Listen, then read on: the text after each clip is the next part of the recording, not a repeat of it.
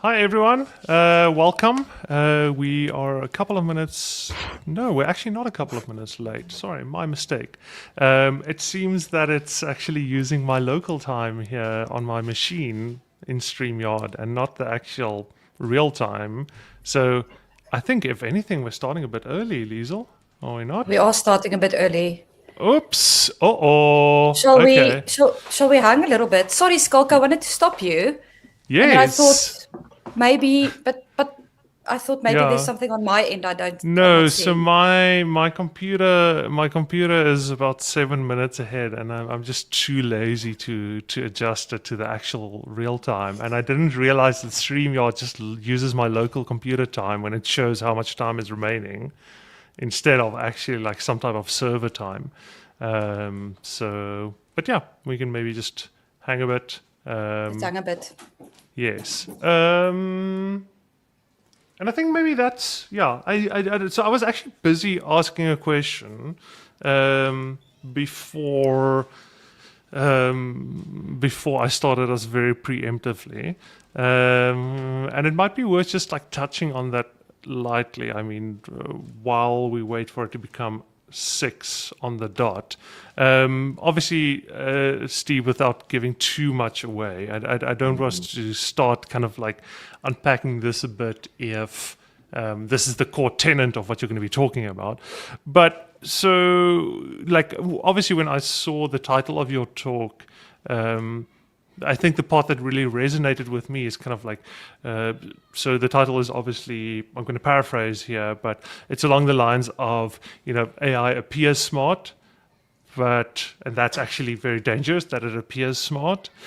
And I think my experience has been one of the big pitfalls with AI, especially when it comes to over reliance on it with junior developers, is that Yeah. um, AI itself very clearly has no concept of like how much it's guessing and how much it's actually certain about this. Because at the end of the day, it's just pattern matching. Sure. Um, and when you're doing pattern matching, like you don't have that sense that we as humans have, where we kind of like almost we have this metacognition where we're like, I'm very certain about this, and I know that I'm very certain about this. Or if I were to guess, I would say, and that is what I've found to be kind of like the real struggle Yeah. with juniors, Yeah. is that the only way to discern when it's just like going off the rails is if you to some degree already know the answers. Yes, absolutely. Or you have some way to validate the answers. Yeah, absolutely. Um, and I, yeah, like, and what I've also found is that, so this is maybe a different question, but maybe a leading up question is, I've also found that there's nothing you can do to have juniors not use AI. Even the people, like even some of my juniors that I've had in the past that agree with, that are like, I explicitly want to use less AI because I want to internalize the stuff. I catch them every now and then they're like, yeah, like, because I think there's just part of human nature that if you're struggling with something, you're struggling with something, you're struggling with something, and there's just like this instant lever that you can pull, and all that frustration, all that confusion is just Yeah. gone. And it's like, here's the answer. Boop. Yeah. Yeah, like it's almost like I think just like to resist that, having that is like an almost like like you can't rely on that. Even those of us that fundamentally don't feel we should rely on AI can't resist, because we're humans, and things, we don't like being frustrated and confused and unsure. So Yeah. so for me, a Well, large part of the conversation has been like, okay, given that, if you accept that as a fact, how do you mitigate like all the shortcomings? yeah, Uh, absolutely. Yeah. So yes. I won't answer too long because there'll be a large part of the talk will be about that. But what I'll just say is kind of, Nice. the idea of like that whole frustration that you talk about really Hmm. is like, like you have the skills that you have because you've been through that process, you've been through that Exactly. frustration. It's that you've like internalized that, and it's the same with learning to program. And so if you shortcut that process, Sure, Yes. you get output out in the short term, but you're like Yes. failing to kind of do this meta learning process. And so for my students as well, I say, look, there's this tool and it's great, but are you using it in a way that supports your learning? And if you're Yes. not, then you should think deeply about, for instance, why are you at university? But we'll talk more about this during the talk. Yes. Yes, and like and then I think we're heading on to the 6 o'clock mark now. But the other key point there is like students just don't listen. Like I've been in the almost a decade in the like teaching also in the tertiary space as well, and like they just don't listen to their lecturers. Period. So it doesn't matter. Like I mean, it's like like I have so many students that kind of like I run into like years down the line, and then they're like, this thing you said, like after a couple of years of working in the industry, it made sense to me. And I'm like, yes, that's why I said it. But I was the same way as well. You're like you're also at a point in your life where you're kind of very sure about your own abilities and your own knowledge, and you question everyone else, and you're like, who's this guy? What does he even know? But okay, cool. Awesome. All right. So for those of you that are joining right now, don't be confused. We accidentally started the talk too early. I'm not going to explain why, but we should be around the 6 o'clock mark now. So if you just joined right now, you are actually on time. So we just started a bit early and we're just trying to fill the time. But anyway, yes. Okay, cool. So this is the part where I would have actually retroactively would have said, cool, welcome everyone to the stream. It's good to be here. And thanks for joining us tonight. So thanks for joining us tonight and welcome to the stream.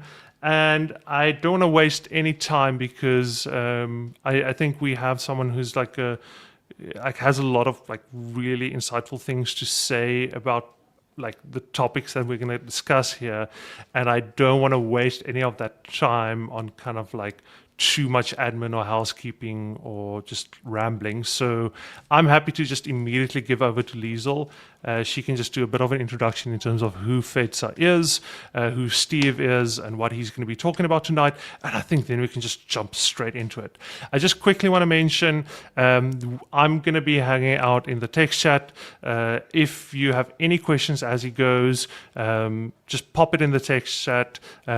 He might stop every now and then, see if there's any questions, and I'll just bring it up on the screen and we can all talk about it like together and he can specifically address it. But yep, Liesel, over to you. If you quickly want to share your screen, I'll just pop it on here and then we can get into it. I think my screen is shared. Is it not? No. Give it a try. Uh-oh. We had all this extra time before the beginning. And I was assuming my screen is on the screen all the time.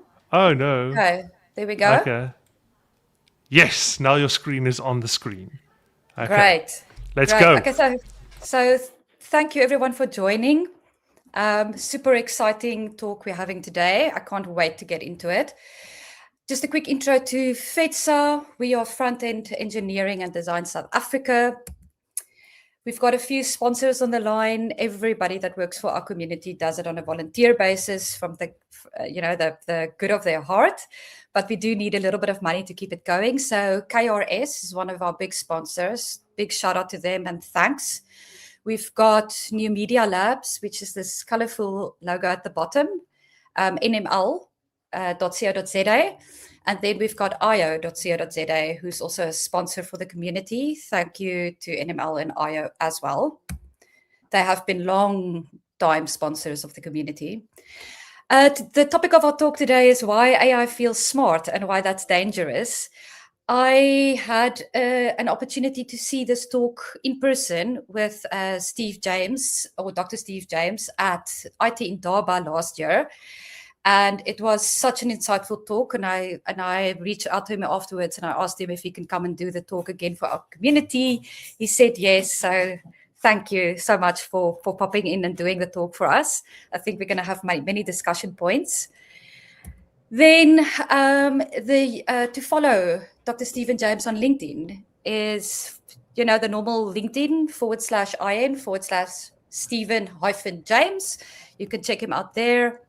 I did say, yeah, we'll do a Q&A post the talk. It more often than not ends up like that. But as Schalk said, you can comment from YouTube and from LinkedIn Live, and we'll see the questions on our end, pop them on the screen.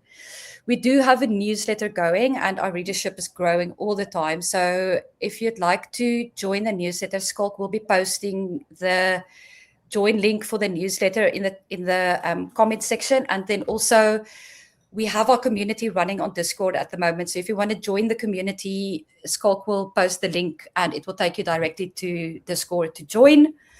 And then just in terms of volunteering to do a talk, we have a lot of people reaching out. If you want to do a talk, you are more than welcome to do so. And you can reach out to either myself, Liesel Bester, Justin Slack, Schalk Venter, Joshua Sarfontein. We're all on LinkedIn.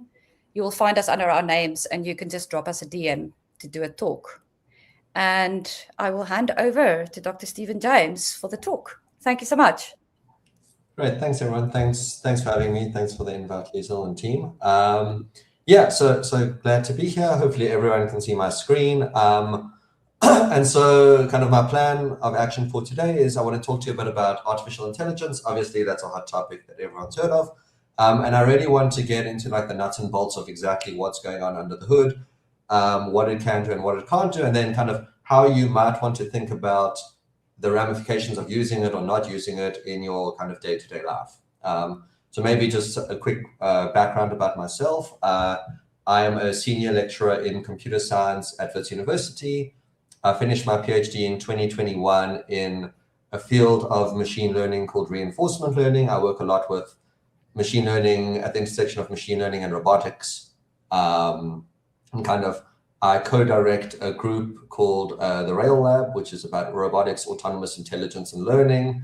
And we are the largest academic machine learning group on the continent doing that kind of work, and likely in the Southern Hemisphere, though it's hard to kind of verify that. So that's what I'm going to talk to you about today in terms of AI. I am not a design person. I have no design or creativity whatsoever, but maybe I'll give you a different perspective on things, and hopefully that is useful. And as Schalk mentioned, kind of, if you have any questions, please feel free to kind of put them in the chat, and I'm happy to kind of answer as we go along. Okay. So let me jump into things. So obviously everyone has heard about AI and is using AI and all the rest of that. But I think the problem is a lot of the talk that we're hearing about AI is from people like, you know, Jensen Huang on the left-hand side, who is the CEO of NVIDIA, who tells us that, you know, all the robots are coming and therefore we must buy more GPUs from his company. And from Sam Altman, who says that AGIs are right around the corner and therefore we must give him all the money and all the things and all the regulation and so on and so forth. And my favorite, Brett Adcock, who solved robotics in 2024, also, you must therefore buy all the robots and do all the AI things, right? So, of course, all of these people have a vested interest in trying to sell you the glories of AI. And so I thought it might be useful just to kind of hear, you know, not a cynical view, right? Because AI can do a lot of amazing things, and I'm not here to bash it. I mean, I do research in AI. So if I don't believe in it, then no one would, right? So I believe in it, but I think kind of maybe taking a more cautious look at things is called for. Okay, so this talk, I want to kind of break it into 3 parts. The first part, I'm just going to talk about what AI is and kind of what it is not. And then the majority of the talk, I'll talk about like how it actually works behind the scenes, not as an API call or just something that you use and it gives you back like a black box. I really want to unpack exactly what's going on in these kinds of systems. And then I'll talk about kind of the ramifications in terms of what happens when we go out into the real world and we start using these systems, exactly what happens there. So that's kind of what we'll focus on today. So you may have heard, you know, of these different companies that offer these different AIs or large language models or whatever you want to call it. And so, of course, there's the big players like Google that has Gemini, and OpenAI has ChatGPT, and Meta has Llama that's open source and no one uses it because it's rubbish, and Elon has Grok, and there's other ones like Claude and Perplexity and all the rest, and stuff out of China, for instance, like DeepSeek. And all of these people, you know, all of these guys have built these chatbots, and they will all tell you, oh, look, use our AI, or use our AI. Okay, so the first point that I really want to kind of drill into is that actually that's not really AI. AI is a broader thing, right? So what AI is like this attempt by humans to build intelligent machines. And what that includes is all the things that you might think of when you need to, how do you actually physically build an intelligent machine? Well, not only do we do language, which is what ChatGPT and all the other kind of chatbots do. Yes, they're very good at language, but there's so much else to it, right? There's kind of the planning, like how do you come up with a series of actions to solve a problem? And so you've probably already encountered this, right? When you use Google Maps and you say, I need to get from point A to point B, that algorithm that they're using to tell you the fastest route, given the traffic and all of that, that's a planning algorithm. That is part of the broad spectrum that we might call artificial intelligence. There's, of course, things like robotics, which I'm really interested in. And that's all about, you've got the physical hardware. How do you get those robots to do interesting, cool things? And of course, those robots might have sensors such as video cameras and video feeds. And so you need to process them using computer vision techniques and so on and so forth. So the takeaway here is that actually there is no AI. We haven't got there yet, despite what the people trying to sell you the GPUs might say. There's all these different components. And so we're making good progress on one specific dimension, which is language and dealing with text and all of that. And we're also, starting to get there with images and video and all the rest, but kind of that slow progress. There is no AI yet. But for convenience sake, when I talk about AI now, I'm just going to really refer to the thing that's kind of in the public conscious, which is large language models, ChatGPT, and all the rest. But I have to note that kind of there is more to it. Okay, so what I want to drill down particularly into is a type of a subfield of AI called machine learning. So this is kind of where the ChatGPT systems and all the rest live. And fundamentally, what machine learning is about, it's about using a machine, a computer, to automatically find patterns or make predictions given data. So it's all about you're trying to solve some task, and all you have is data about that task, and how can you get the machine to discover for itself how to do this. Okay, and so that's fundamentally what machine learning is. And there are some rules to this. One of them is kind of the more data you have, the better you will likely do. So if you are trying to predict housing prices and you have data of 10 houses, you're going to have a bad time. If you have data of 10 million houses, you're going to do much better. Okay, so that's number one. Number two is kind of the more complex the problem is, the harder the problem is to solve, the more data you need to actually be good at this. Okay, and so this is not a new field. Again, maybe it's entered the public zeitgeist more recently, but this is not a new field. We've been doing this for 50 plus years. It's just now we actually have that data, and we have that data because of things like the internet, global scale data. We have all of this now that we can actually leverage. And in addition to that, we also have the hardware to now, leverage this data, right? If you go back to the 90s, computers just starting to become a thing with personal computers and all the rest of that. The algorithms haven't changed. They're fundamentally the same thing. It's just now we have the faster CPUs, and in a coincidence, everyone likes playing video games. And so we develop GPUs to play the video games. And then it turns out actually GPUs are really good at doing the math that you need for machine learning. So that was a fortunate coincidence. And so we have the hardware and we have the data. And now the same thing we've been trying to do for the last 50 years, we can actually make progress on because we have all of that. Okay. So that's kind of where we're at now. So just to, again, talk about machine learning for a bit, there are three kinds of machine learning that you can think of. There is the most popular one, and the one that kind of you will see most often in the real world. This is something called supervised learning. And the idea behind supervised learning is really to say, I have some input and I have some desired output that is paired with some input, and I'm trying to learn some association, some way of mapping between the input that I'm given and the output that I desire. And then you say, well, I don't know how to do that, but I've got the data. So let me get the computer to figure out this association, and then hopefully things work out, and then I can use that going forward. And I'll show you an example of this in a second. There are two other fields that are kind of less popular, but also interesting. One is called unsupervised learning, and this really just says you've got some data. There's no desired output. You've just got data. Let's try to find some patterns or some clusters or some trends in that data, and then maybe that's of interest. And so in the old days, people might have called this data mining. If you say, I've got all the customer data from my company, and I'm trying to work out, what segments of customers are there automatically, I might try something like unsupervised learning. And then finally, there's a type of machine learning called reinforcement learning. And this is very much about how do we get machines to make decisions. And so the analogy that I would use here is very much like, well, supervised learning would almost be like if I'm trying to predict a stock price, like, is the stock price going to go up or down tomorrow? That's great. Reinforcement learning is about more than that. It's about, can I automate the process of do I buy, do I sell, like actually taking a decision. And in part, that may involve making future predictions, but fundamentally what we care about is what's the best action to take.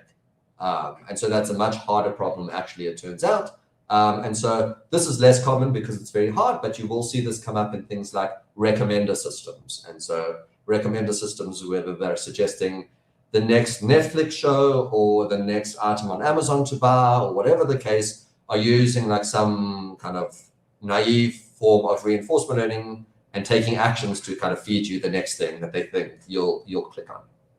Okay, so here's an example of supervised learning, because I really want to drill down into that. That's kind of where ChatGPT and all the rest of the things we talk about today were born.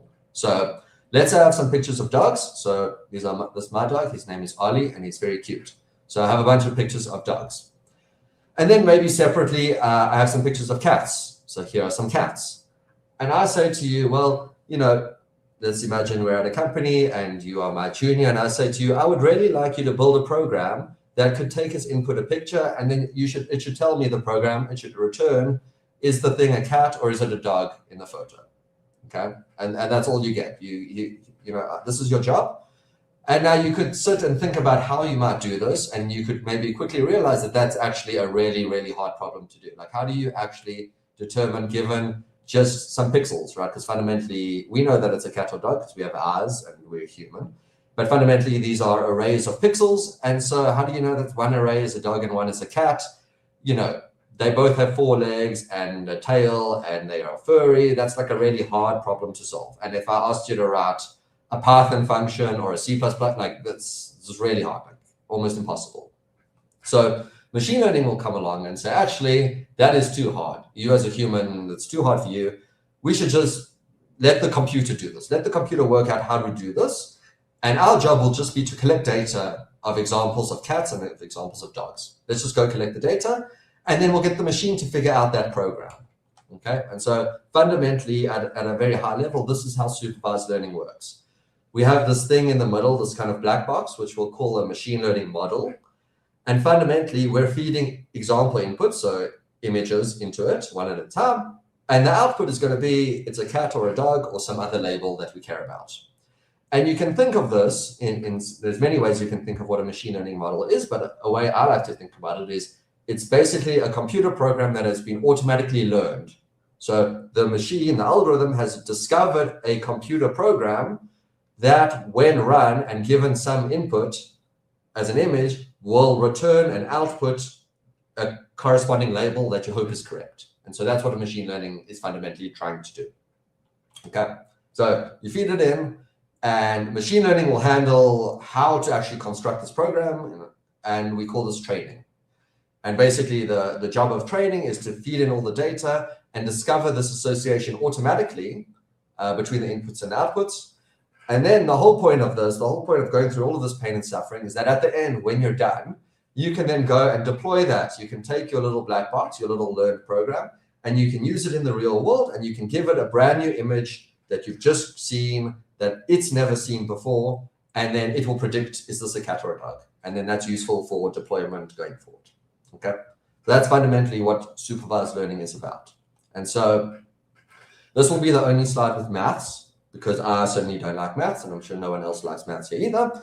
Fundamentally, what is happening is this thing that's on the screen. Now, I've brushed a lot under the carpet here. This equation has 3 terms, but fundamentally, there's lots going on. But all that this equation means is that you take your current model, your current program, and you then compute a new program, an updated program, by adjusting the current model using some error correction term. So you take your current model, there's some error correction term, you combine the 2 things, you get a new model, and you just repeat this in a loop forever and ever until you stop, or you've run out of data, or your model is good enough that you say it's time to deploy. That's all that's happening. So one of the key things here, I'm sure many in the audience will know, is that like the point I'm trying to drive home here is that machine learning is not like some magical fancy thing that no one understands and it's like code that's rewritten. No, it's just this maths. That's fundamentally all that's happening is it's maths. And so if we keep that in our mind, then when AI systems do these amazingly cool things, maybe we'll be a bit more grounded in reality about what's actually going on, right? It's not like an alien thing. It's just the maths is turning out to be very useful to us. Okay, so as an example of what this might look like, again, at a very high level, let's say I have my machine learning model and I've partially been feeding in data and producing outputs and updating. Maybe I feed in a new image and my machine learning model says, oh, the output is dog. So I'll say, well, yes, that's correct. So I have no error because it was correct. So the model remains as is. There's no need to update it to give me the correct answer. And maybe I feed in another image and then it tells me, oh, this is a cat. And I say, well, we know that that's not a cat, it's a dog. And so there's some error. And so we're just going to slightly adjust the model using that mathematical equation so that in future it's slightly less likely that it will make the same mistake. And we just keep doing this until, the probability of making an error goes way down.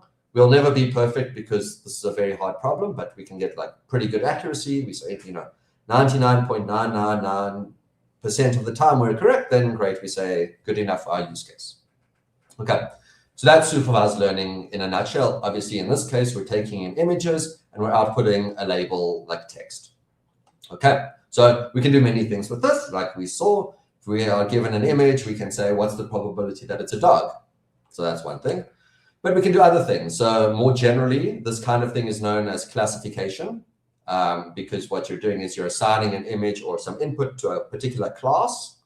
And so you could have you could have one class or two classes or 10 classes or 100 classes, doesn't matter. That's called classification. You could also do a similar kind of thing in other contexts. So instead of producing a label, you could say, trying to produce like a number, like a real valued number. Maybe it's like the value of a car or the value of a house or whatever it is. And so the output of my model is a number and the input is all the features of the car, like its age, its type, its model, what kind of nick it's in, and so on and so forth. And so companies, like we buy cars. This is the entire business is just this, like just doing regression to predict the value of a car, and then you come in and you decide how much you're going to buy and sell it for. So that's regression, but basically it follows the same kind of principle. And then we can do something else, which is we can say, along a similar line, we can say, well, given a sentence, let's predict, like, instead of a label, let's predict the next word. Just like what's the word that comes after this partially completed sentence? What happens next? Okay. And this kind of looks very much like this classification, because you say my input is a partial sentence, my output is just the next word, and there's a finite number of words in the English dictionary, so you just have to predict which one comes next. Okay. So we'll talk more about this because this is actually all that ChatGPT and all the rest are built on, is just this kind of predicting what the next word is going to be. Okay. So again, just to reemphasize that we need lots of data to make this work. And the harder the problem, the more data you need. Now you can think, for instance, language, like understanding language and nuance and all the data and all the facts about the world, you're going to need a lot of data. And so kind of that's where large language models get their large part from, essentially. Okay, so that was kind of just a brief intro to supervised learning as a whole. I now want to talk a bit about large language models specifically, right? And all large language models are this thing at the bottom. It's just another kind of machine learning model that predicts a thing, just that the thing it predicts is the next word, and that will turn out to be very useful in a second. Okay, so the question fundamentally, how can we build this machine learning model for a language such as ChatGPT? And so we're going to frame it as a supervised learning problem, as I hinted at. And basically it will say your input is a sequence of words, and your output, instead of a label, your output is just what is the very next word. And then if you can do this successfully, well, then you've just added another word to your sentence. So then you just repeat the process again. Now you have a slightly longer sentence, and you can say, well, what's the next word? Now you have a slightly longer sentence. What's the next word? And so on and so forth. And you just iteratively repeat this in a loop until you get the output that you care about. Okay.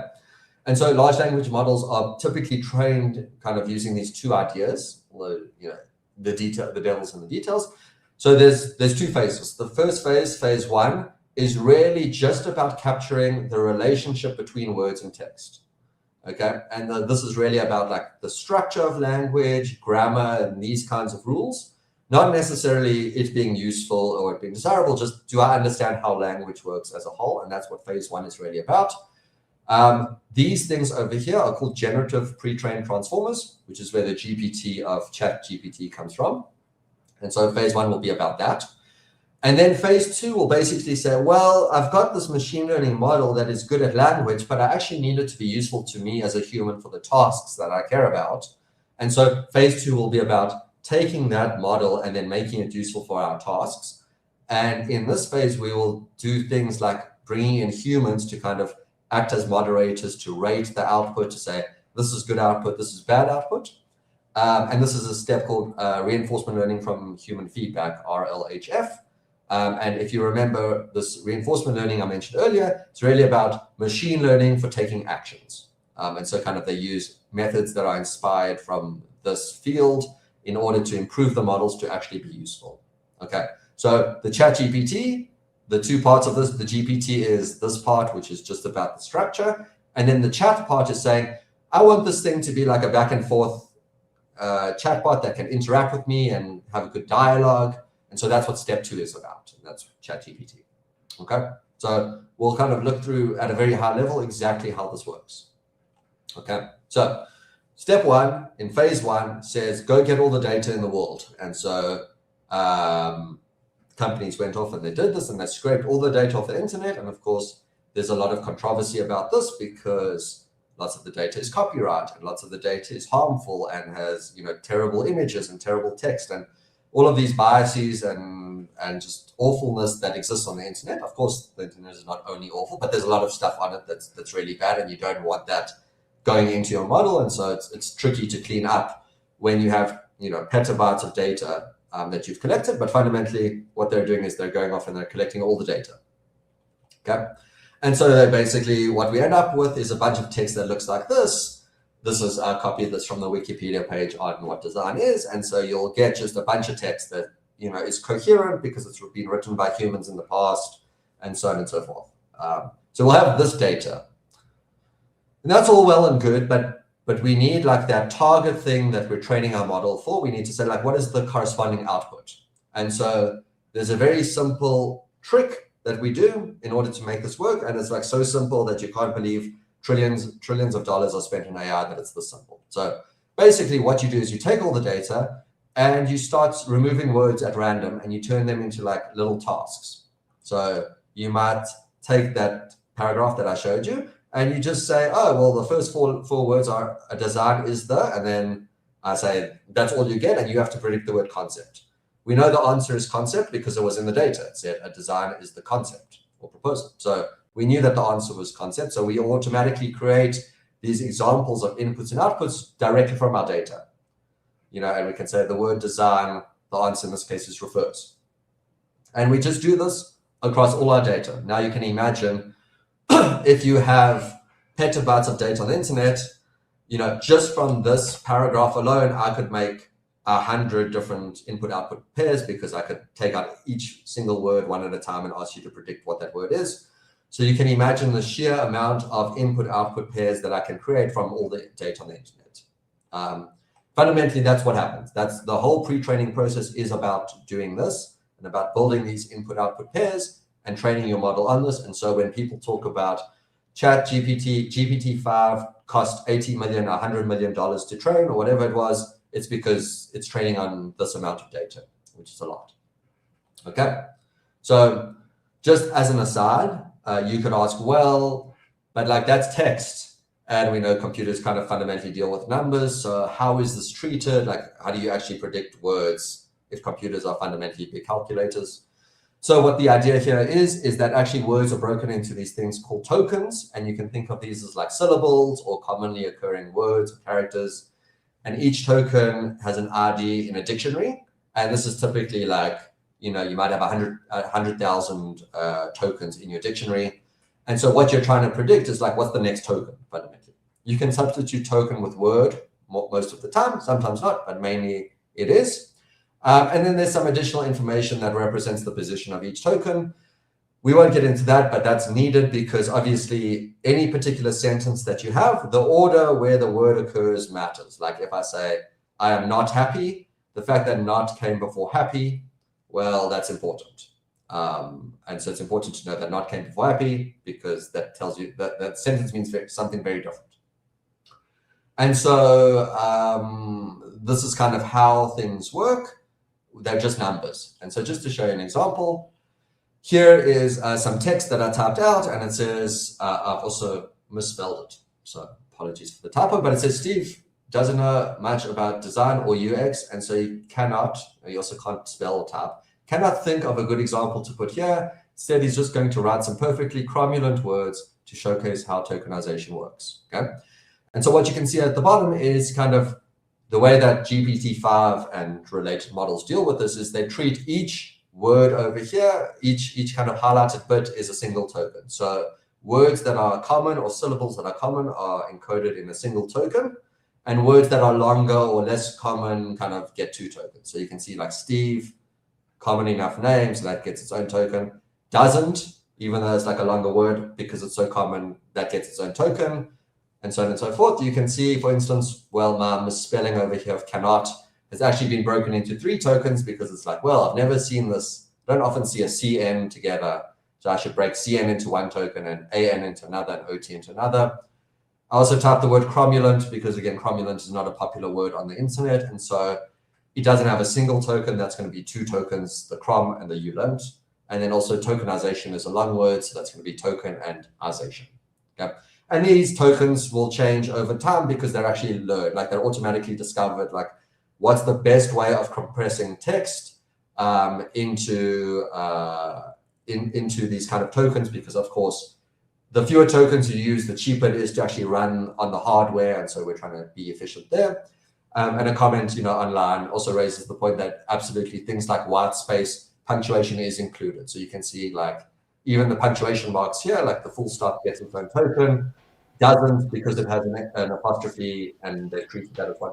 Like the apostrophe is part of the token. That's all tokenized, and then things that are actually missing, there's actually like an invisible start and an end token. Start token obviously says this is the start of the sentence, and the end token says I'm kind of done, right? So like when ChatGPT is finished talking to you and it stops, it's because there's like a closing token that says I'm now done. In any case, so that's how that works, and each token kind of gets its own ID, and that looks like this. So Steve is token 68,150. These are all just arbitrary, but we're just treating them as numbers. And so the game that we're fundamentally playing is, given a sequence of numbers, predict the next number. It's just that the numbers correspond to tokens, which then look like words, and so we interpret them as, useful words, but fundamentally we're just predicting numbers given some numbers, and that's all that's happening. Okay. So again, nothing magical particularly. Okay, so we go through all of this, we get trillions and trillions of examples, we hire and we buy all the compute in the world, and we build the gigabit data centers and all of these things, and we consume all the water and electricity and do all the things, and we train our models to basically predict the next token given the previous tokens. Okay, the current state of the art is something called transformers with attention, and there are of course variations of these and are improved all the time. Basically what this means is that, so transformer is just a particular kind of model that it turns out is really, really good at being parallelized on a GPU. And so it wins, not because it's actually the best model in theory, it wins because it plays nicely with the GPU and is super parallelizable. And we need that if we're going to be doing trillions and trillions of examples. So it wins on that. And the idea of attention is to say, if you're trying to predict the next word, you actually shouldn't use all the words that you've seen. That's ridiculous. You should actually discover, when I say you as the computer should actually discover for itself which words are most important in order to make that prediction. Okay, so that's what attention is about. And then we have this idea of a context window, which basically says, well, we don't have infinite memory. We have finite memory. And so how many previous tokens can we see and use to make predictions? Okay, so the context window basically refers to how much have we remembered that we can use to make predictions. And once we start overflowing that context window, once our chat or our dialogue becomes too big for the context window, well, then we're going to start losing that earlier stuff. We can't remember it because we have fixed memory, and that's the best we can do. Okay, so for instance, in this example here, John went to a grocery store today. He bought something, right? Now, if I give you this, one thing to note is that actually, like, there could be many valid answers, right? It's not like there is one true answer and everything else is invalid. So what you're going to get is like a probability of different tokens being next, right? So some tokens will be very likely, some will not. And kind of that's fine because that's the best we can do. There is no ground truth as like exactly what he could have bought anything. You could have one sentence and in that he bought a car and then, or didn't buy a car, he bought like an apple and then he bought a banana or something like that, right? Those are both equally valid things. Okay. But maybe, you know, in this kind of attention mechanism, the model will learn, oh, well, you know, the thing actually that I care about, the most important things to focus on are, if I'm trying to predict the next word, I should focus on grocery and store and bought. That's the thing that will actually give me the most information to tell me, you know, what the next word will be. The went and the to and the and the he is irrelevant to my prediction. So I discover as a computer for myself the words that are important, then I go off and I make a prediction. Okay, and maybe it looks like this, and maybe there are high probabilities on things like bag and bunch and bottle because it's grocery store and buy, and then obviously there's low probabilities on weird words like Ferrari and politician, although maybe boards will start stocking politicians at grocery stores. I don't know, make it easier for all of us. In any case, so we'll get like this probabilities attached to each token, and then the model will just pick one sampled according to the probability. So 43% of the time it will pick bag, and 30% of the time it will pick bunch. And if you run it again, you might get a different answer. And so this is also why, like, when you have a chat with ChatGPT and you type something, it gives you some answer. If you went and had a brand new chat and you typed the same thing, you might get a different answer because it's sampling according to these probabilities. Okay. I'm not allowed chocolate because my wife says so. In any case. So basically what we have at this point is a language model that captures kind of how language works and the relationship between words and nouns and all the rest of that. Okay. And so it can tell us what the most likely next word is. That's all. Okay. So that's useful in some sense, but there are some problems with this.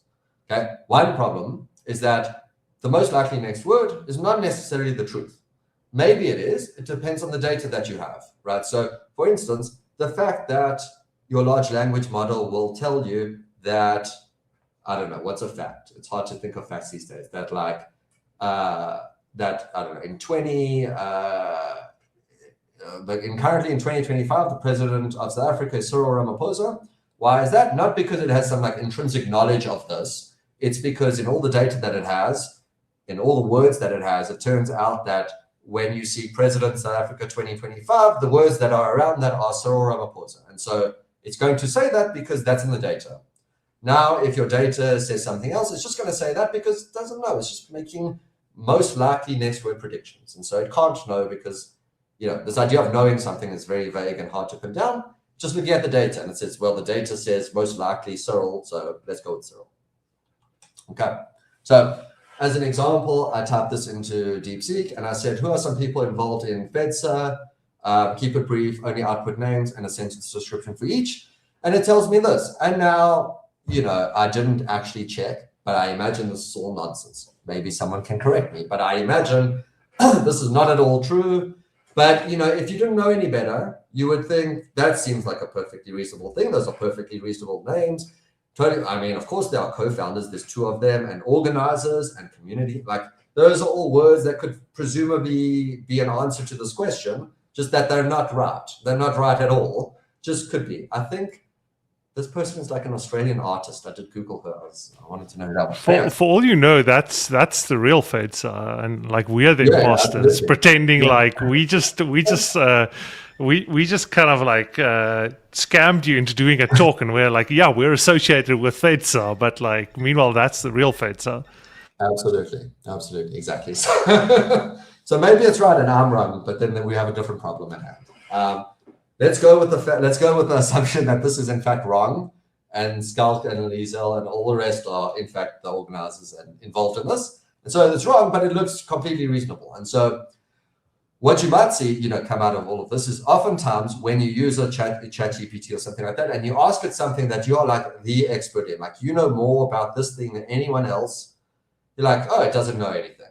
And then we're like, oh, it doesn't know anything. And then we go off and we say, hey, ChatGPT, I've got this weird rash on my arm. And then it says, oh, yes, you have blah, blah, blah. You should. And then we're like, oh, so smart. Like, why should it be correct about that thing? It's weird how it's like correct about all the things you don't know about, and then slightly not correct about the things you know about. That's like a weird thing. So just keep that in mind. It's like the most likely next word is not necessarily the truthful thing, the correct thing. Not to say it's not useful, just, one of that. So, okay. So how do we use this? Well, hopefully everyone here has used ChatGPT and the kinds of things. We provide the initial text as input, and we call that the prompt. The model, then we feed that into the model, and we say, what's the next word? And this kind of just involves some maths, which is matrix multiplications, which are very similar to the matrix multiplications that you do when you're rendering video games. And so, again, GPUs were invented to do that exact thing. And so how useful and lucky that we have GPUs. So we can do it very efficiently on a GPU because we have that hardware. And the larger the model, the more multiplications we need to make, but the better the performance. But of course, more multiplications means slower output, and there's kind of a trade-off there. So you'll see lots of companies nowadays focusing on building smaller models that give you output quicker and are cheaper to run and use less electricity and so on and so forth. Okay. And then all we do is we ask it, what's the next word after my prompt? We get it, we feed it back into the model, then we feed our entire prompt and that next word back in. And we just do this in a loop. So that looks something like this. I say to an artificial intelligence, and then it says it wants to predict the next word. Maybe it says is with 60%. So then it will say is. Then we feed into the model again, artificial intelligence is, and then we say, what's the next word? And it says Then it feeds back into the model, artificial intelligence is a complex. Artificial intelligence is a complex field, and so on and so forth. So actually, you're doing a lot of computation because you predict one token, one word, then you have to append that to your input, then feed it back through again, and then you get the next one, append, feed it all back through, and so on and so forth. So that's why they're quite expensive to run and do this kind of inference processing. That's all that they're doing. Okay, and that's how they produce this text that kind of looks very human-like, because the most likely next word is something that a human might output because it's trained on the data on the internet. Okay, so all of this is about step one. And so the question is, well, why is step one not enough? And it's not enough because, it's going to give you most likely output. So if you say to it, oh, what are the benefits of React compared to Angular? See, I went and I found some front-end design frameworks. I don't know either of them. I know they exist. I don't know how to use them. So what are the benefits? What you want as a human is like an answer to this. Like I'm asking what, and you should tell me. But what you might get back instead is, well, this kind of looks like a question in a test. So what you might get back is the most likely output being compare and contrast these frameworks, discussing their architectures, data handling, blah, blah, blah, explain the benefits and drawbacks in web application development. So that's a completely likely next follow-on to that, because this looks like a question, and then this is a continuation of that same question. So it doesn't look like a dialogue. And it doesn't look like a dialogue because the internet isn't built like a question-answer machine. The internet just has walls of text. And so we want to be able to instruct and question the thing and get feedback and do this back and forth. So step one is not enough. And so what happens in step two is we kind of bring humans into the loop, and we then continue to train these models in something called fine-tuning in order to get and elicit this kind of question-answer dialogue system going on. So how does this work? Well, companies hire people and they write tons and tons of inputs and outputs. They just come and they're like, if you were faced with this question, here's the answer I would like to see. If you're faced with this question, this answer, this question, this answer, and they kind of just do this, and you hire all the people you can, you get as much data as you can, and you train your model on this. And of course, now you're asking the question about like which humans are involved. There will be some bias in this. So everyone, for instance, knows that, well, you may know that ChatGPT and these kinds of things like using the word delve. They love to delve into things. And it turns out they like to delve into things because a lot of the people who are hired to kind of do this annotation are from countries like Nigeria and Kenya, who speak a very formal British English. And so delve is a popular word there. So delve comes up a lot because they like to use the word delve. And so kind of you're going to get some bias in this because your annotators are going to be from certain regions in the world.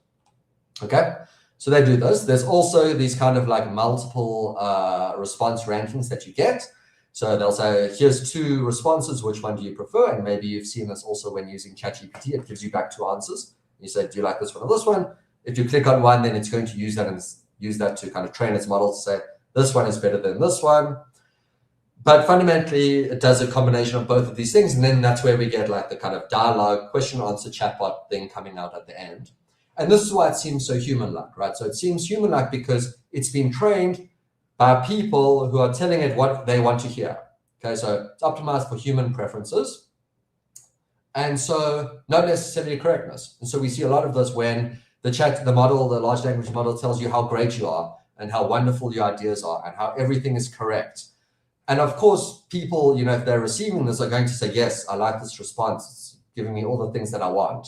So it's just going to reinforce that kind of aspect of things because it's not optimized for the truth. It's optimized for the human saying thumbs up. Okay.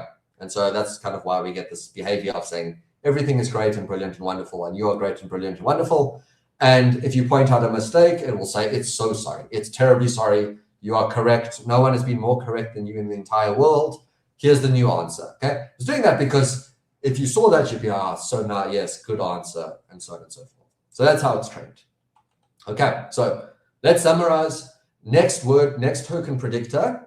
There's an upper limit on the input size because of the context window. Phase 1 learns relationships. Phase 2 learns to be human-like and helpful. And that's great. That's wonderful. I'm not denigrating this at all. Very useful in a wide variety of contexts, but it's good to know actually what's going on so that you can use it appropriately. Okay. Oftentimes that kind of helpfulness coincides with truth, right? Most likely next word oftentimes is in fact the truth, but not necessarily always the case. And it's not magic, it's just maths. That's like one of the main things to take away. As soon as you kind of internalize that fact, then we can be a bit more grounded about what they can and can't do. Okay, so that's the meat of things. I'm sorry it took so long, but hopefully kind of that made a bit of sense. And now I just want to talk about LLMs in the real world applied to kind of your field and some thoughts on this. So I want to talk about a guy called Rodney Brooks, who is kind of an inspiration for me and why I got into the field. So Rodney Brooks is a roboticist, and back in the 90s at MIT, he was like the guy in robotics. Like he could do things that no one else could do. He went on and founded a company which invented the Roomba vacuum cleaner. So all the automated vacuum cleaners you see driving around, that was Brooks. Okay. And so he talks about like deadly sins about making predictions on what technology can and can't do. So one of those is about imagining that things are magic. And so hopefully I've dissuaded you that things are not magic. And so what he's talking about here is, well, if you think a technology is like magic, then imagine what it can do, right? Like, there's nothing it can't do. If it's magic, it can do everything. And so if we kind of dissuade ourselves of that, then we can be a bit more reasoned about, you know, the limits and where it's at and where it's not at.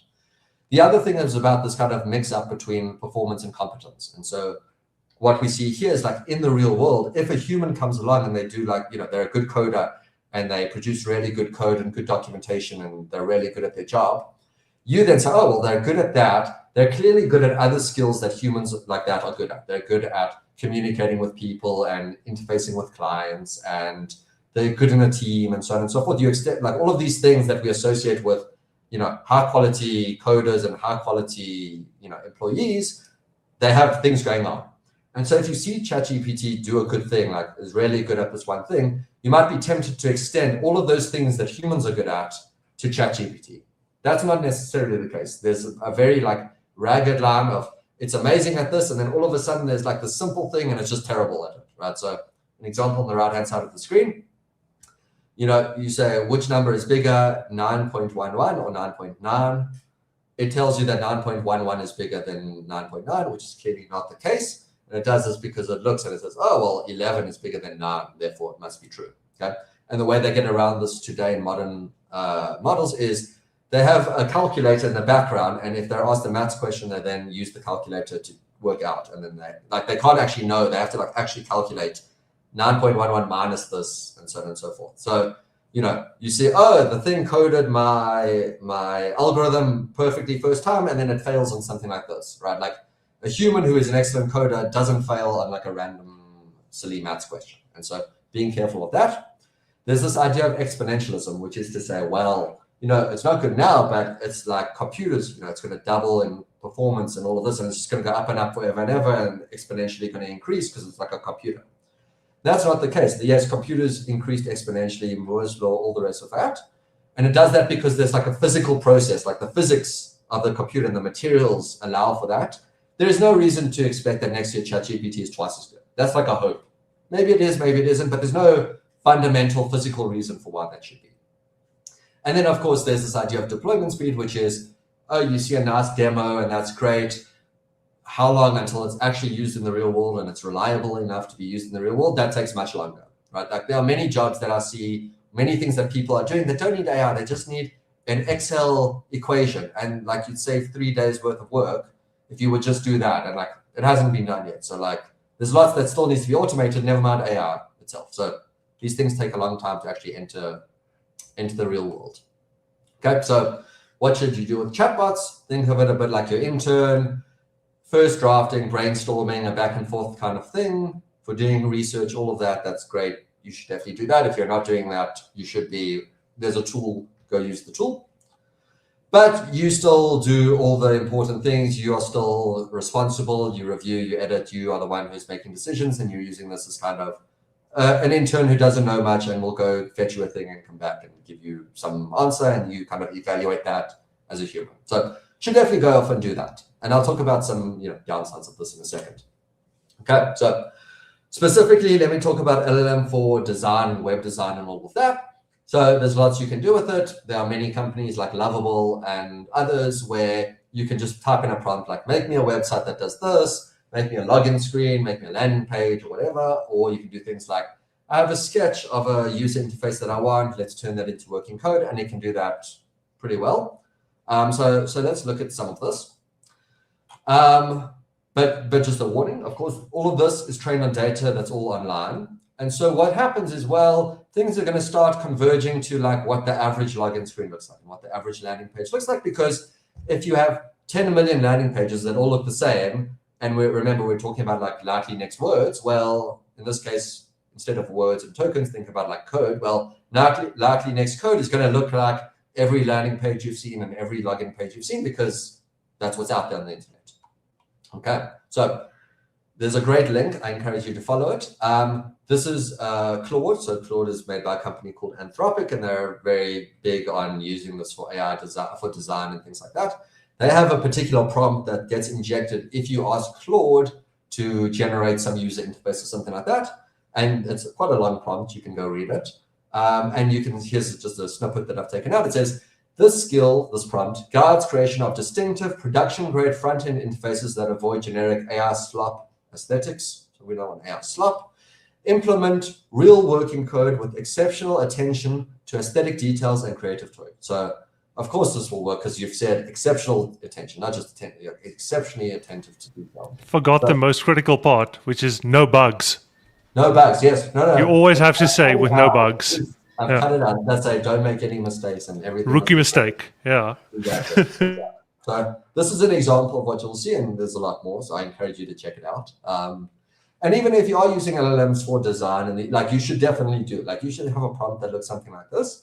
But let's see kind of where we're at with things currently. So I've highlighted this snippet. Part of it says, then implement working code, HTML, CSS, JS, React, Vue, etc. That is some stuff that is also meticulously refined in every detail. Okay, so let's see what we get. So I've made a little video here. Hopefully it plays. So I've asked it here, and I've made an incognito chat, just to be clear. It's like a new session. I haven't done anything. And in my chat, I say, please generate a UI design in Next.js of a login page for the Red Bull company.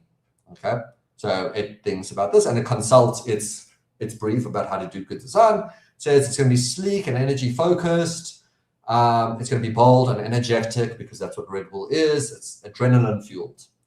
And it's going to do this, and it's going to have bold typography and dynamic backgrounds and premium glass morphism, which you'll see in a second comes up a lot. So this is what it gives me on the right-hand side. I'm going to try to play this video. So on the left, here's more of the prompt.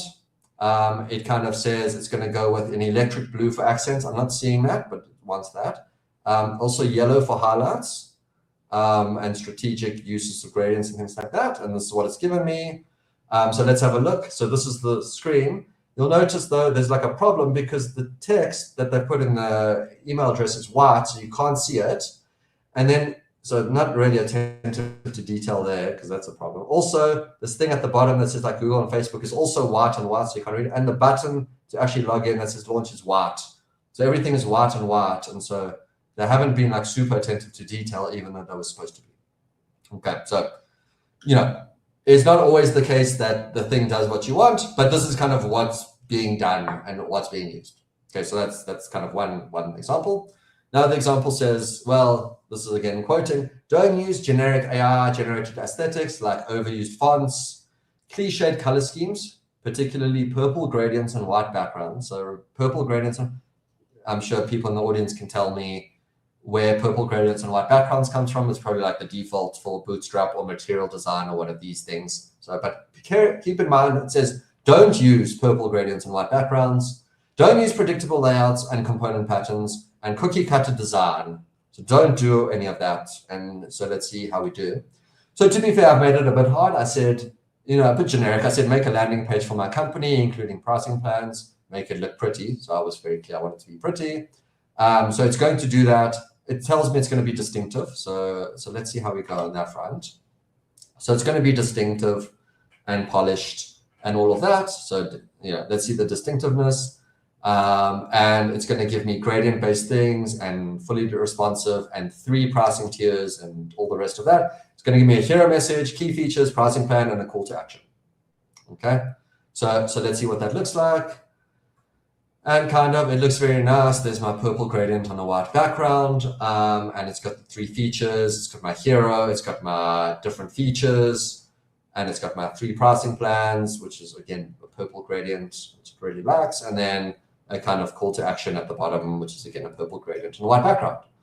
So that's what it's going to give me. And then we can try again with the exact same prompt, and we can see how it does in phase 2. Now it's going to be a bit different. It somehow worked out that maybe we shouldn't, again, it doesn't know about the previous one. It's going to be beautiful and distinctive, but this time it's going to be orange to yellow gradients, but it's going to be distinctive and the layout will be different. So the layout will be a hero section with some features and 3 tiers of the pricing plans and a call to action and a footer. And so we'll see what that looks like. And you can see that kind of it's a different color, but it's the same layout in terms of the same structure and the same style and the same 3 features. And oh, but now there's not really attention to detail because I can't read that text. And I actually can't read the text that says simply transparent pricing, which is ironic because I couldn't read it. And then like the professional is cut off and the /month at the bottom is cut off over here. And this is cut off. And so not really attentive to detail, but it's the same thing again. It's the exact same thing and the same layout and so on and so forth. And it's the same because that's what all the landing pages look like on the internet, more or less. And so you're not getting that uniqueness. There's no like art to this going on. And I promise this is the last one. We'll try it one more time with the exact same prompt.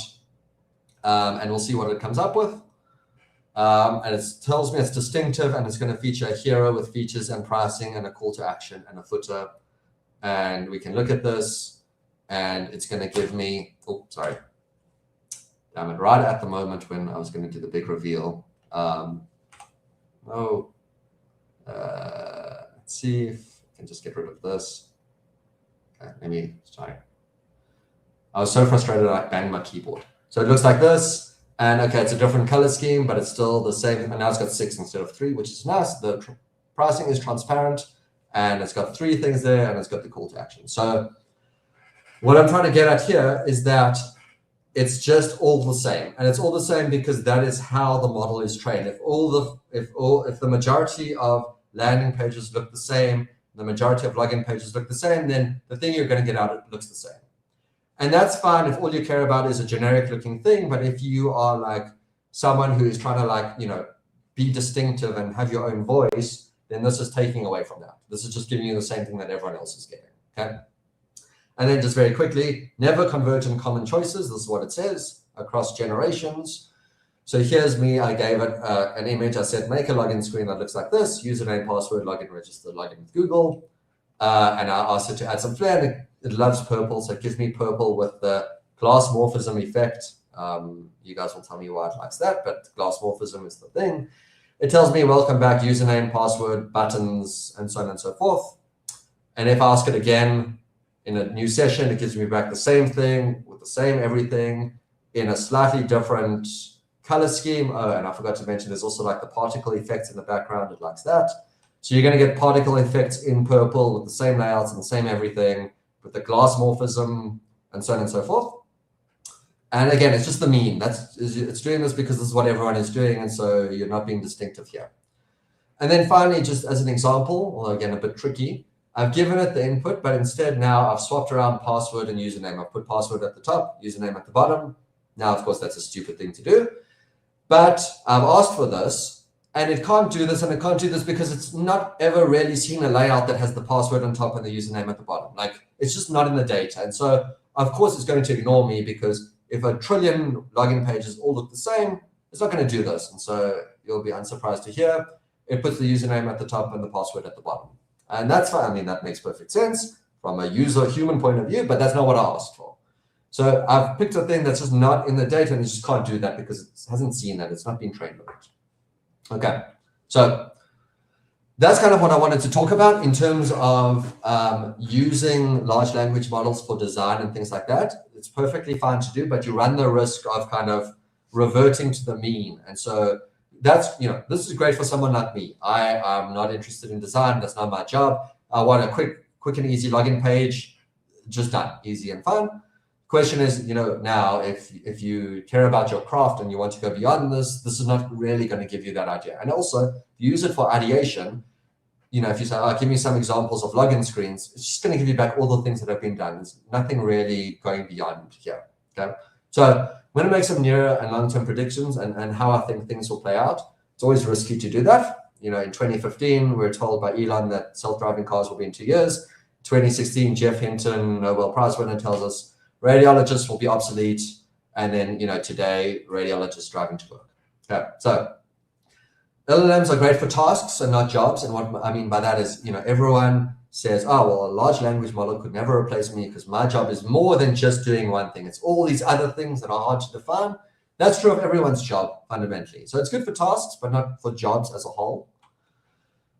People will continue to work on cheaper models, which will mean more accessible to people. And we're seeing a lot of like agentic AI, and that just means large language models that can, make API calls to other tools in a loop.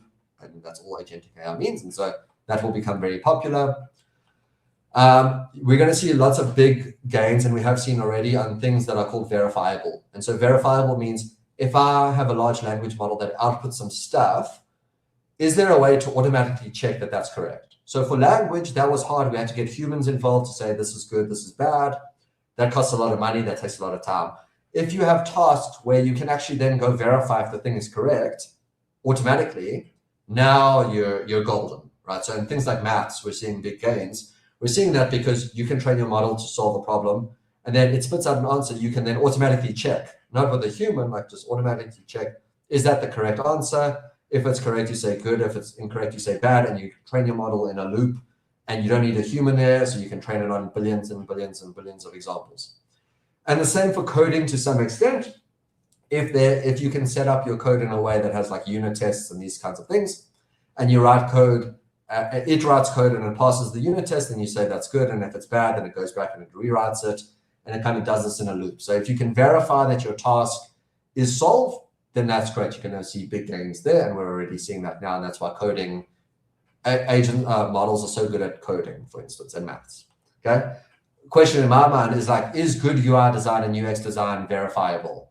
Is there like an easy rule that you could write that could automatically check, is a layout a good layout, a human? Like, it's unclear to me. I don't think so, and you guys will be the experts at that. I think that's a much harder problem, right? Like, UI design is about like, getting into the user's shoes and understanding what it means to be human and interact with the screen or interact with the website or interact with the app.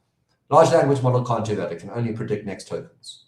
Okay, so I think there's a lot to be said there. Kind of touching on Skull's question at the very beginning of this video, obviously coming from a university background, what's important to me is this kind of idea of learning, right? So both for students who are just learning, in university, but also when you have junior people entering a field for the first time, right? Like what you need those people to do is learn skills, right? And also you need them to learn how to learn, because things change all the time, right? Like every other day there's a new framework or there's a new language and we're going to switch to this or that. You're not going to be good at your job if you're like, well, I can't use Next.js because I didn't study that in university. I can only do Angular because that's all I was taught, right? That's not going to cut it. You need to be good at learning how to learn, okay?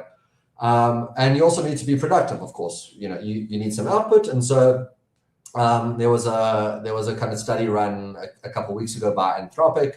And what they did was they took junior engineers and they gave them a new Python library and they said, go off and use this Python library. And half the group got AI assistance and half the group did not. And so they had to solve some task with this library. On the left-hand side is the results. So the group with AI took 23 minutes to solve the task on average. There's a bit of a gap. The group with no AI took slightly longer, almost 2 minutes longer on average, but quite overlapping. So slight performance improvements in terms of productivity. And then afterwards, they gave them a test and they said to understand how well do they understand what they were doing and the language and the library and all of that. And the test showed that kind of the quiz score percentage, the AI group much lower, 50%, the no AI group 65%. Okay, so what we're seeing here actually is like in a lot of cases where people are still junior and still getting to grips with things, you're not seeing that much of a performance improvement. You're not seeing that much productivity being improved. And also there's very little understanding going on. And that's not great if you're trying to train someone to build up the institutional knowledge in order to become more senior and become involved and make a contribution to your company or whatever the case. That's just not happening with AI. People are just using it. Code doesn't work. You say, please fix my code. And you do this in a loop until you hopefully get it right. And you don't understand anything. And so there's a real risk here of if you use AI in a way that is not productive to learning and not productive to understanding, actually, you're never going to improve yourself. You're never going to learn new things. You're not going to develop that skill to be able to quickly take up new things. And actually, your productivity is going to, you're going to suffer as a result on the productivity score as well. Okay. So that's what I wanted to say about that. So let me just kind of finish up with some takeaways. First one, AI is not a thing. People will talk about AI. We don't have AI. We have large language models that are useful and helpful, but they're not magic. They're just maths. And they can only ever be as good as the data that they're trained on. So if you have good data and high quality data, you're going to do really well. Otherwise, you're going to do not so well. And so the question that I think everyone should be asking, not just in this audience, but also for people like myself as a university lecturer, right? Like if AI exists and the genie's out of the box, it's never going back in. People will use AI and large language models. So what is it that you, as the expert in your field, as the expert in your craft, what are you bringing to the table that people can't just get or people can't just use the AI for? What is the thing that you are contributing? And maybe it's that kind of human touch, that human understanding of the world and how people work and operate, in the design space. That is the thing that you can contribute. You don't have to worry now about how do I center the div and all of that. Now you don't have to worry about that. You have to worry about the high level, higher order questions that you as a human are equipped to deal with. Okay. So that's all from me. Thank you. Thank you for listening. If there are any questions, I'm happy to take them. Awesome. Well, yeah, thanks so much. Yeah, go ahead, Liesel. No. I want to say, again, second time I've listened to it, and it's just, a wonderful talk. Thank you. Thank you so much. Yeah, I have notes and notes and notes here. So I would maybe just say, Liesel, maybe ask any questions you have first. Also, anyone in the text chat, pop a question in there. It's now or never. You guys know, once I start picking up steam, it's effectively game over. No other questions get asked. So yeah, Liesel, I don't know if there's anything on your side. I obviously have many questions. I should have jotted it down while he was talking, but I was listening so intently. I think it's so just great that you explain where it's coming from and what it can and can't do. Because I think talks like this, maybe it's more of a statement, but I think this kind of thing is it takes away the fear. Once you understand something, the fear is gone.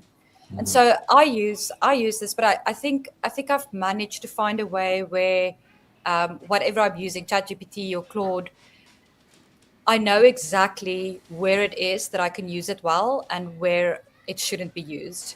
And I think breaking it down for somebody, and I'm not technical, so for somebody to break it down in that way means quite a bit. And then just also understanding how to interact with it.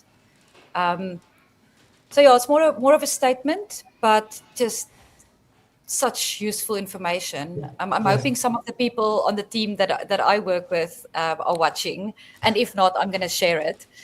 But yeah. I mean, I think like demystifying what is actually going on is useful. And again, there's not like a denigrator. They're not saying like, oh, it's stupid and it'll never do the thing, and oh, it put the white text on the white background. It's stupid. We should never use it. You know, it will be fixed and it will get better, and then it won't put the white text on the white background. But it's about understanding like exactly where it's coming from, how it's trained, what it can and what it can't do. And then kind of you get a sense of where am I going to, you know, it's a tool, so I should be using that. Where should I be using that? How should I be using it most efficiently? How can I be strategic about this? Yeah. Yeah, No, Scott, and I this. Yeah, go You ahead. fire. No. I think you fire. You're all right. Hang on to your butts. But like, I also want to say there's some caveats also to that, which you just mentioned, Steve, is that, you know, sure, there's a question about like ability, but then there's also a question about efficiency and monetization. And, you know, sure, maybe with enough resources, with enough GPUs, with enough seed funding, we can get it to not put a white text on a white background. But, you know, also if we take into consideration that most of these tools are like extremely subsidized at the moment. Like we're nowhere near the actual real cost that it would cost you to actually do this once they. So a lot of them are doing kind of the Amazon thing where they just try and undercut all their competitors by just like selling things like basically for as cheap as possible, and then once they have monopoly, then they start selling at the real price. And yeah, so there's a lot of concerns I have there. Like, you know, so even if we can get to it not putting white text on white background, is like, are you going to pay 600 Rand, you know, to get a screenshot of a regular pricing page? Like, at what point does it become cheaper for you to just get some random guy, pay him like for half an hour and have him do it? And I think this is also what, you know, you're in robotics. Like, I mean, this is what we've seen in robotics as well, is like, you know, a couple, like if you go a couple of decades ago, there was this idea that robots are just going to do everything. You know, from tending to crops to harvesting, like to baking the bread, to everything's just going to be robots. But, you know, at some point it's just, or driving the trucks or whatever. But at some point it's just cheaper to pay someone money to have his butt in a seat and drive a truck, or to pick the grapes, or to, you know, the oranges from the tree. Like how much of like, you know, like actual like agriculture in South Africa is like complete, you know, so there's drones and stuff for pesticide and whatever, but like a big part of it is still just like human labor. So there's also a conversation not only about like ability, but also like feasibility. Okay, so my first question would be, where do you get the self-restraint? How do you keep so calm? Like, I know only a fraction of what you know. And once I start talking about like OpenAI, NVIDIA, like all these preposterous claims, like I would have started just like shouting like a madman and like 5 minutes into the talk, where I would have been, you fucking idiots! Like, ugh! Like it's just like the discrepancy between anyone who has like the most fundamental understanding of what these tools do compared to how they are sold is like it borderlines on like effectively like a pyramid scheme. You know, like things being promised that are just like physically you can't do the math to end up at the things that are being promised. And So I think like I really resonated with this concept of like yours, that it's actually very deterministic. It's like just this really, really long, like kind of Markov chain of like this decision then leads to this, leads to this, leads to this. And there are means to make it seem less deterministic by like diffusion and those type of things. But at the end of the day, like as you mentioned, it's just like one big algorithm. And I think it's telling insofar that I always say that if kind of that Amazon thing that has been around forever, where it's like, oh, you might also be interested in these items. If that was launched today, people would like claim that is like pinnacle AI, that is like peak AI. And like at the end of the day, and I think the thing is like, once you start getting into kind of a lot of like kind of the more black box like stuff, there's an algorithm, there's some deterministic logic underneath it. It's just like, it might just be too complex for us to understand, or if we were to try and print that out, like there might not be enough paper in the world to like print that out as a mathematical statement, but there is some deterministic logic underneath that. And I think the thing is like, so the reason why I say all of that is I have to also like remind myself that AI is actually really cool. And it is really useful and it's super helpful. And I think it's very easy to get really blackpilled on this and be like, it's all just a scam, and like some dystopian future where everyone's going to be idiots and no one's going to be able to do basic research or anything. But I think like, and it's easy to get lost in a lot of that cynicism. And rightfully so, but I think it's also for myself, it's also useful to be like, it is actually really cool. Even if it is just pattern matching, it is pattern matching to a degree that is unprecedented. You're effectively pattern matching against the entirety of the internet, which is wild. And I mean, like, that alone is amazing. Like, I wouldn't have even thought about we would have something like that 10 years ago. Yeah, for sure. But I think like the problem obviously starts when you kind of now start going beyond that and saying it's not just pattern matching, like it's some sentience or whatever. I think there's like there's obviously a middle ground to be found between people with skin in the game who are trying to sell you on their vision, and therefore you must have all the regulations must be in our favor, and all the money and all the capex and all that needs to come to us because we are the guys who are going to do this. And we saw it even with, I think it was GPT-3. Microsoft wrote a paper because Microsoft and OpenAI are kind of, together. The Microsoft researchers wrote a paper about like, sparks of AGI in these large language models, and they went off looking for like signs of consciousness within GPT-3 3.5. And even just like, so, I disagree with that. But like the fact that you went off and you decided to like run an experiment or like do an analysis looking for this thing, like tells me you're biased. Like you're doing it because you're wanting confirmation of the thing that you're looking for. So of course, when you find a thing, you're like, oh, that kind of looks like consciousness. Yeah, but you were looking for that in the first place. And so there's kind of, a whole bunch of confirmation bias going on. But at the same time, as you say, like these tools are amazing, right? Like just if we focus just in the space of like language and these kinds of like ChatGPT knows more than me, right? Like I know more than it in very narrow domains, but then it knows more than me in general. Of course it does, because like Wikipedia knows more than me in general. So it knows more than me, and that's wonderful. I can interact with it, all of these things. So, in some sense, that's like human level intelligence or superhuman intelligence in like a very narrow space of language things going on. It knows how to find stuff. It knows how to find stuff really well. It knows how to find stuff more like that are astronomically beyond my capabilities. Yeah, absolutely. But like if you use it for that, like that's amazing. But if you understand that it's really good at finding, but it's really bad at evaluating. It can establish. And this is once again, so I keep finding myself in this dance where I'm like, I kind of like hedge it a bit, and I'm like, it's really good at finding stuff. It's really stupid at everything else. But we also have to remind ourselves, like, that's amazing.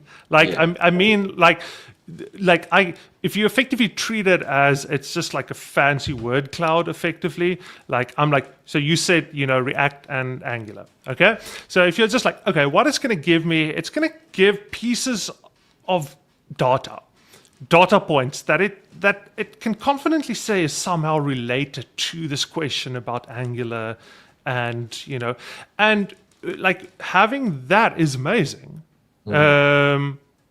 But then obviously, like, the interpretation needs to happen. Like, you can't just like make assumptions about this. But it's interesting. I'm also not. How do I put this? Is that I think in this world of software, both coding and design, I don't really see large scale. Like, so the assistive part is amazing. And that's just because, once again, like this pattern matching thing. So what's very interesting, almost everyone I know that like who's actual like professional software intermediate senior developers, not people just starting out, almost exclusively, what they do is they start typing the code. And this is what I do as well, is I don't sit down and write out, I want you to do this. But also keep this in mind. And also important, no bugs, and make it clean. And as you start just writing the code and you start getting a sense in terms of the recommended autocompletion, you start getting it when it's starting to understand what you're doing. And when it's starting to see the patterns and see where this is going. And then I give it control. So I usually just start, because once again, like if you lean into this pattern matching thing, you start writing the code until it starts picking up some patterns. And then when you see it has a good degree of like, certainty, and you're certain that it knows what you're trying to do here, then I just go like tab, tab, tab, tab, tab, tab, tab, tab, tab, tab, tab, tab, tab. What I'll say about that is, you can do that because you already knew, you knew what the code was going to look like already. And you know that because your experience, and spend many years learning your skill set. That's great, but if you don't know what the code is, you're like, I need a thing that will do this. Yes. It's going to give you some stuff, and it's going to look reasonable and great, and all nicely formatted, and it has all the right loops. And Exactly. And this is the thing. What I always tell juniors and always tell all my students is that the problem with AI is it makes it really hard to come across as super dumb. But the thing is, you need to come across as super ignorant and dumb for someone to understand where your gaps in your knowledge is. So AI makes it really easy to hide your ignorance, to kind of like answer things or give you the knowledge where there's some plausible deniability in terms of, I just slightly misunderstood the question. And I think that's the big problem, because I think that's effectively what AI does as well, is that AI, it's built in a way also to make it appear, as you said, appear smart. So yeah, like there are already some good questions in here, and I'll give over to that in a second. But so the thing I wanted to say, that what's very important for me is it's interesting that you spoke about, like, is UI design verifiable? And I think the common person would say probably not, because it's art, and it's creative. Exactly. And but because I can't do it, so it must be art. Well, I would push back against that, and I would push back against that as someone who has 3 degrees in visual arts. Is that I actually think UI design is so verifiable. Like what is good UI design is so verifiable that it's actually a problem that has been solved 10 years ago. And as you mentioned, like that thing about the password at the top and the username at the bottom, like the reason why it physically can't do that is because we've already arrived at the optimal way from a functional perspective. I'm not talking about like purple background or whatever, to build a login screen. In as far back as the year 2000, what's his name? Not Norman, Nielsen, Jacob Nielsen. No. Jacob Nielsen, so the other part of the Nielsen-Norman. So he coined this term, the death of web design. in the year 2000, like this is Y2K era, where he said because users, I think it's Nielsen's law or Jacob's law now or something, where the statement is because users spend more time on other websites than they spend time on your website, they are going to expect your website to work and look like the other websites that they visit. So it's almost a bit like a prisoner's dilemma, where if you break the convention, then those people they're going to use the people that are like it's almost like the more similar your site looks to other sites, the better your site's going to perform in terms of metrics and outcomes and so forth. And to such a degree that I think as someone who is in this world of like UI and so forth, if you look at Lovable, you look at all that stuff, that's just like, it's just, you talk about transformers, so that's all that the AI does. It's just transformers on top of something like Shared CN. So a lot of these tools like Shared CN, MUI, and so forth, you can just get a plug and play login screen, and you can configure the colors or whatever. You can get like a create account. You can get a settings page. Like these are solved problems. Like, companies like Google has spent millions and millions of dollars user testing at scales unheard of before to figure out what is the most optimal way to create a login screen. And that stuff has been codified. And so, and the reason why I highlight this is the people that are really impressed. And this isn't a slam on you. Obviously you haven't done any UI design before. I would actually be concerned if you did. Is that like people that are generally impressed by these tools are people that haven't really done much UI design? Because someone who has been in that space know about there's, I think 15 years ago, 10 years ago, just what this whole WordPress theme kind of sweatshop where you just had these companies that just some plumber needs a website, cool, let's buy a WordPress theme, configure it, set the colors, there's your website in a day. This dentist, you need a website that has a travel locations and recommended, it's there's just all these templates. You pull it in, put it on a WordPress server, there you go. And that's going to cost you probably half of what a pro subscription of a lot of these services cost. So I don't know, it just seems like a lot of this is solved problems.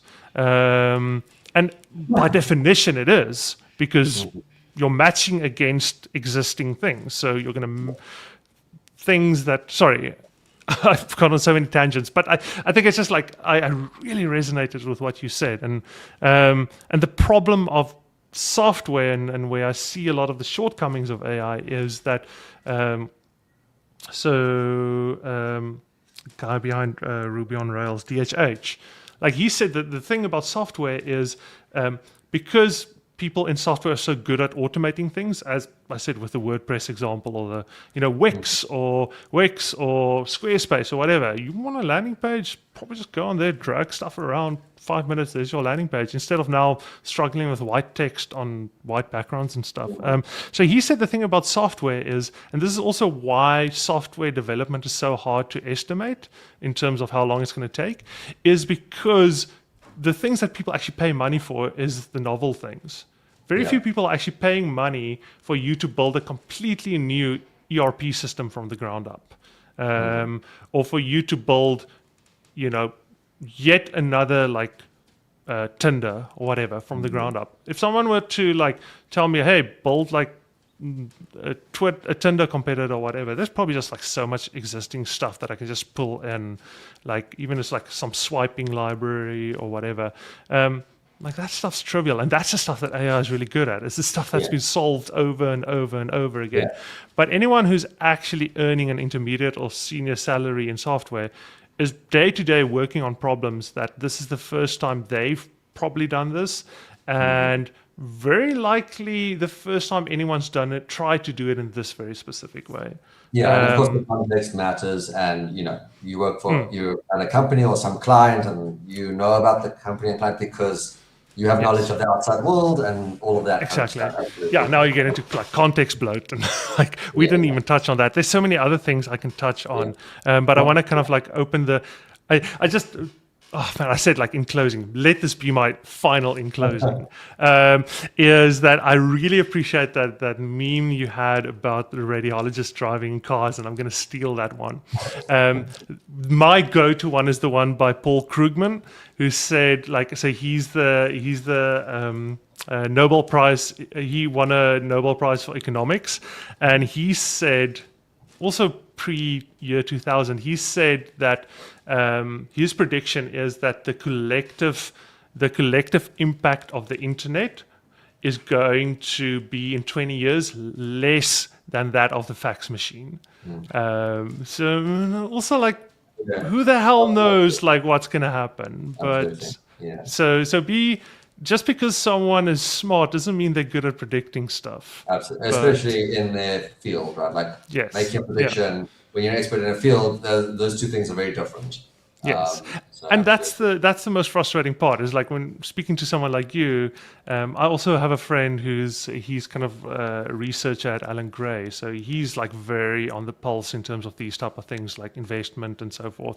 And whenever I talk to him about this, like he's effectively just like, who the hell even knows, you know?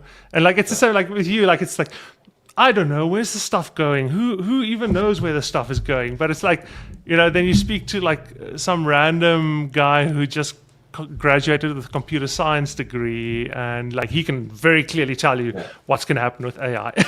You know, the thing is, he might be right. All we know, he could be right. It's hard to say. But one thing I'll just add, I suppose, before we jump to other questions is kind of, you know, you mentioned like the login screen, kind of fairly standard and all of that. And I feel like maybe I'm being a bit romantic here, but like, you know, it's art, like there's still room for art and creativity in even a login screen. Like I remember seeing it went viral. I think it was Tunnel Bear or something. Like Tunnel Bear's login screen went viral because you type your username and then there's a little bear and it watches you type. And then when you type the password, it covers its eyes. So, you know, it's the same layout and the same everything, but there's like that kind of spark of human creativity going in, and you're just not going to get that because, you know, that doesn't exist online. So who would have thought to do that in the first place, except for a human?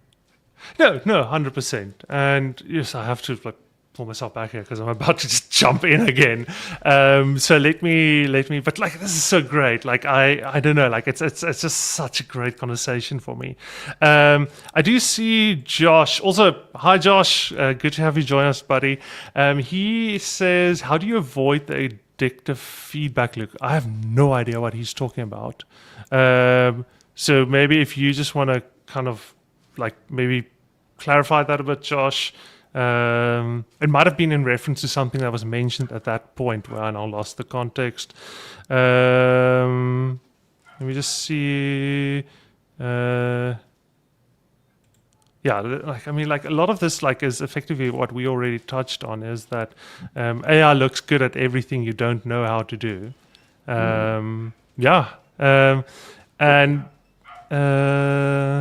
Maybe I can take a stab at Josh's question. Yes. Maybe I'm just being daft. I'm not sure either, but maybe we all have our blind spots. His message here with validation and feedback on platforms. I suppose sometimes it feels like work for the sake of it. Oh yeah, sure, absolutely. So again, I think this is why it's very useful. So, you know, kind of this feedback loop where you are chatting to Claude or ChatGPT and it tells you your ideas are great. Like, you know, there are some like viral things online where, you know, people talk about like being one-shotted by Claude. And it's basically like some minor psychosis where they've convinced themselves that they've solved the grand unification theorem of physics, or they've discovered God, or whatever the case, like, because they've been convinced that all their ideas are correct and right and all of that. So I think that's why it's useful to understand kind of the training procedures that go into these large language models, the fact that they are highly sophisticated things, but they are like, this is how we've trained them. In particular, the part of we've trained them to elicit thumbs up from users and to elicit things that humans want to see. And then you can think, okay, well, what is it humans want? Humans want to be told they're great, and humans want reassurance and all of that. So when you get that feedback, and it's sycophantic, it's not, you can then think, okay, well, it could be because I'm correct and a genius, or it could be because that's kind of what it's tending towards, and I can take it with a grain of salt, and then I can reason about, oh, well, actually, maybe I should ask it, are you sure? Let's double check. Are you sure? Or as a human, maybe your job is to say, oh, but have you considered this? Have you considered that? And not take it as, oh, my ideas are always right the first time, right? In very much the same way where if you're interacting with a human, like imagine you're talking to, I don't know, your significant other or your mom, and you're telling about, like, they're going to say, oh, that's great, that's wonderful. But if you're talking to an expert, they might say, oh, well, have you considered this? Have you considered that? And so kind of viewing AI and viewing large language models not as this like superhuman, otherworldly thing that knows all the stuff, I think then kind of gives you some perspective on that, so that you don't kind of fall into these traps of everything I'm doing is right, I'm always on the right track, everything is right. Like, use it as a back and forth thing, and always keep in mind that it wants to praise you because that's how it was trained to elicit thumbs up, basically. Yeah, and I would say, like, for me as well is, I think the thing is there is like just understanding, once again, like keeping your, I almost want to say your eyes on the prize, which is like, it, like, no matter what interface you're interacting with it, it is just doing like pattern matching under the hood. It's just looking at patterns and making predictions based on patterns. And if you understand that, like, that's really helpful. So I have a, I don't want to, like, I really don't want to go into a conversation comparing my 2-year-old and my 4-year-old to an LLM, but like, you know, like there are some similarities that you know, like it's like sometimes you think about it and you're like, yeah, like there's actually some similarities here. And I think the one is that if you have kids that age, like one of the big problems is they don't necessarily have that critical self-reflection to know when. Like sometimes they're just deliberately lying, as kids do, but sometimes they don't have that critical reflection to really know, am I actually correct now? So here's a good example. So I took my daughter for swimming lessons. Like my wife always takes her. I took her one day. I couldn't find the place, so I asked her, like, do you know how to get there? And she's like, yeah, obviously, I know how to get there. And you know, like this is, I've been in lots of situations where she's like, no, I know how to get there. And then she just instructs me, and I'm like, where the hell are we even? And she's like, oh no, I sorry, I thought I did, or you didn't listen properly, or whatever. But like the thing is, like at that moment, like that's useful as long as I hedge my bets. As long as I'm like, she might know, she might be completely wrong. So let me see if I can, you know, be attentive of like, okay, no, this is starting to get. And we ended up, she did actually know how to get there. But like, it's also like, you don't just want to be like follow her instructions and you kind of end up like, you know, some industrial area like in the middle of the night or whatever. So it's kind of like that type of thing. And I kind of take the same approach with AI as well, where I'm like, it might know, it might have a good answer, and like let me just very skeptically kind of see and try and get yes, and kind of start like see, like look for like things like some subtext and stuff here, and keep myself focused on it's doing pattern matching here, and it's telling me that there is a relationship between these things, and that's really useful. So I think it's just like, it's almost like you need to, I've heard a lot of people say this, and you know, I know a lot of other people in the world of AI, and I've actually done machine learning. Let me not say AI, machine learning. I've done a lot of really cool work in the world of computer vision, maybe like 5-6 years. And it's so sad. I mentioned this in another talk. It's so sad to me because it feels like a lot of that cool stuff has just been thrown under the bus. For everyone just throwing money at LLMs. Like there's been some, like even 6 years ago, some of the stuff that I was involved with, you know, around kind of like stuff they're using in the mines in South Africa, around like computer vision in terms of like kind of prospecting and finding where the mineral sediment is and whatever. It was amazing. And you'd be like, and that was like 6, 7, 8 years ago. And you like, that was amazing. And it kind of feels like a lot of that has just been thrown under the bus now, which is, I think one of the reasons for that is like what you're describing is like when you look at that, it's so clearly like a tool, like a useful tool. It does a thing, and it's clearly that. When you start talking about language feels like something that's very human, like only humans. Magical, like, yes. It's magical and it's human, and if the thing can do that and it's indistinguishable, now we start talking about like consciousness and artificial superintelligence and AGI and all the rest. And then you can spin a better story. You can't spin the story of my computer vision model that can detect dolomite is clearly not conscious.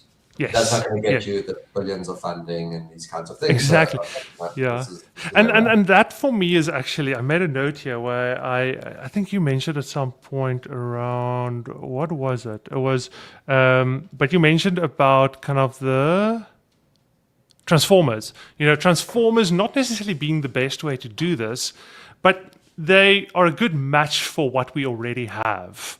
And like, I think about that a lot in terms of kind of like ChatGPT and so forth as well, is that LLM, I don't think I have people that are in machine learning that tell me like 90% of the stuff, LLM is probably the worst way to do that. If I, once again, like if I wanted to get a login screen or whatever, and I wanted to see like what are common patterns in login screens or whatever, doing that through an LLM is probably the worst way you can possibly do it. But I think similar to transformers, it is the best way to do it with our current kind of venture capitalist kind of like speculative like economy. And to me that's very sad, is that I think a lot of this stuff, and I think that's what I find myself doing as well, where I mentioned like you have to keep an eye on it and just like not let it deceive you, kind of just in the back of your mind keep on reminding yourself what is it actually doing under the scenes, because that's actually what you want. And I sometimes feel the LLM part is actually getting in the way, where if this was exposed to me in another way, where I could just provide keywords, or I could just provide some type of predetermined structure that it needs to look for or whatever, like I would probably be able to get better answers, but now I'm forced to do it through kind of like a chat interface.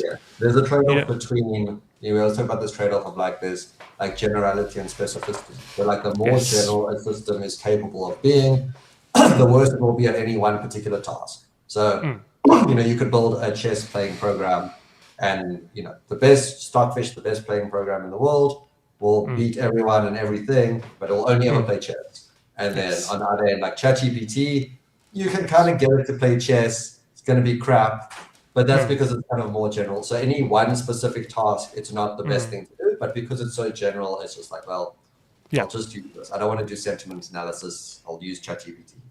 I don't want to write a thing to validate my email. I'll use ChatGPT, and so on and so forth. And to me that's like a bit of a tragedy in terms of opportunity cost. But what you gonna do? Anything else from you, Liesel? I want to dig. Sorry, why I'm asking Liesel is because I want to dig into this education thing, because there's a lot there, and we're already almost up to 2 hours, so I want to dive into that. I must say, like if I had to, and I know it's like front end engineering and design, but there is the kids part of it and education part of it. And I mean, I've got a 15-year-old, and I find myself arguing with ChatGPT, but through a human interface, because if I just like there's a question in my direction, and I would say, because he's already checked up the answer that he wants me to give him, he's done that in his room, then he walks out. So I'll give you an example. He's 15, quite a big boy, and he wants to build muscle. So the concept of creatine has entered the room. And so I said a while ago, no, I think it's too early. Whether I also asked, I also checked.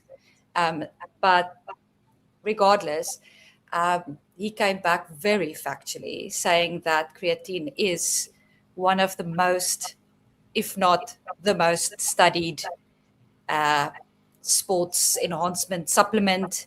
It is safe, blah, blah, blah. And so I said no again.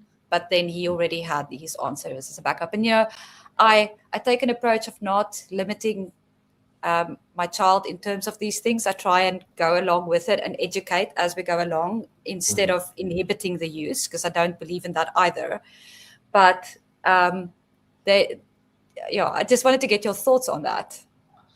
Yeah, it's tricky because, fundamentally, yourself, myself, we don't know the answer to that. Like what, like off the top of our head, we're not sports scientists, we're not nutritionists, we're not medical doctors.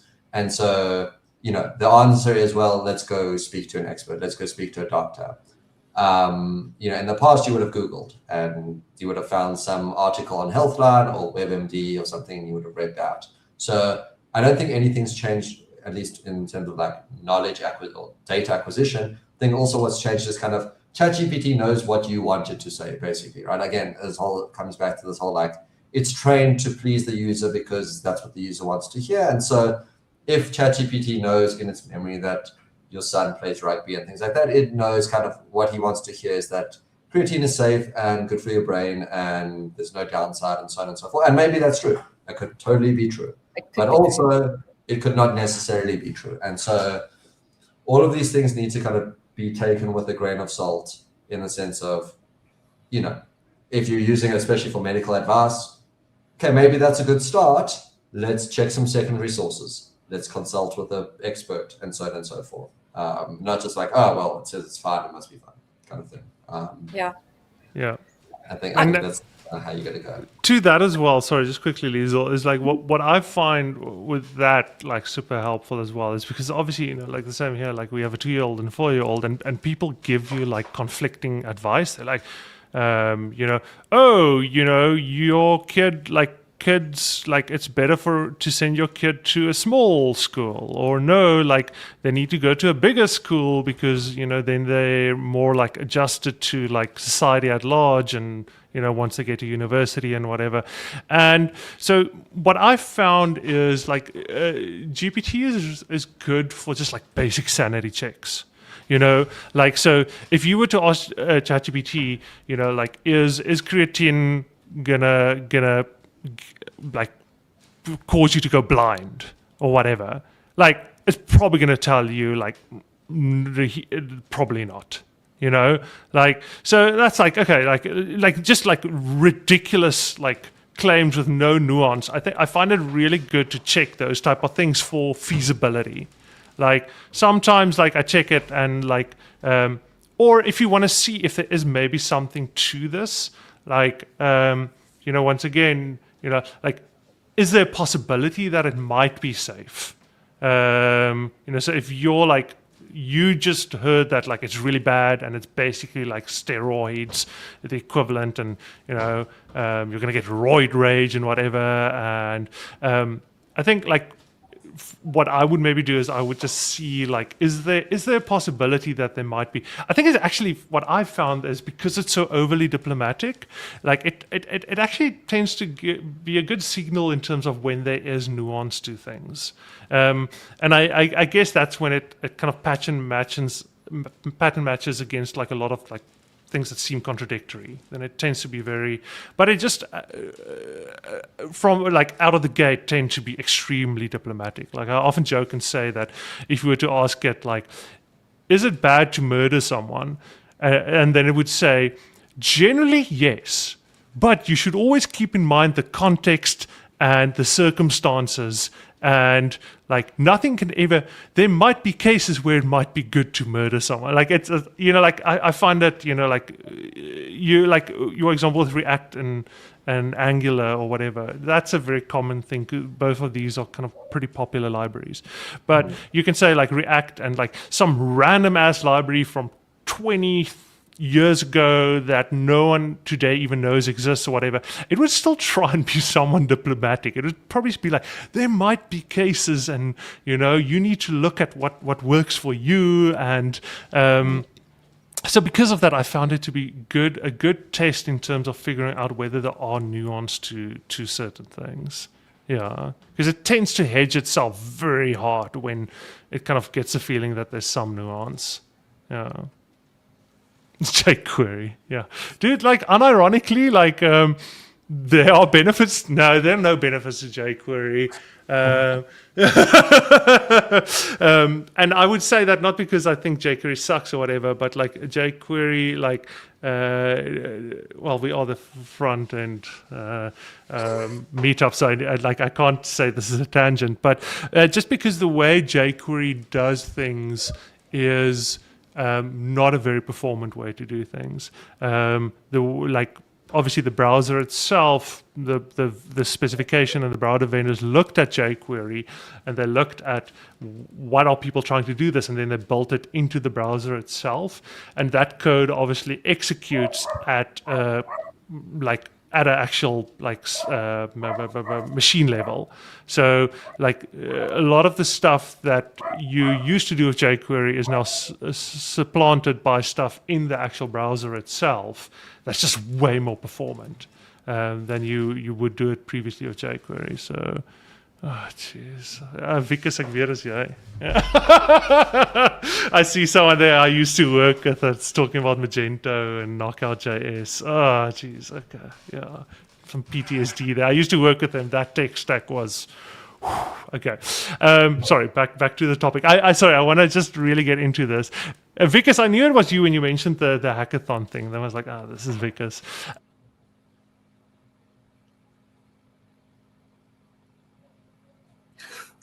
You muted yourself, Skulk.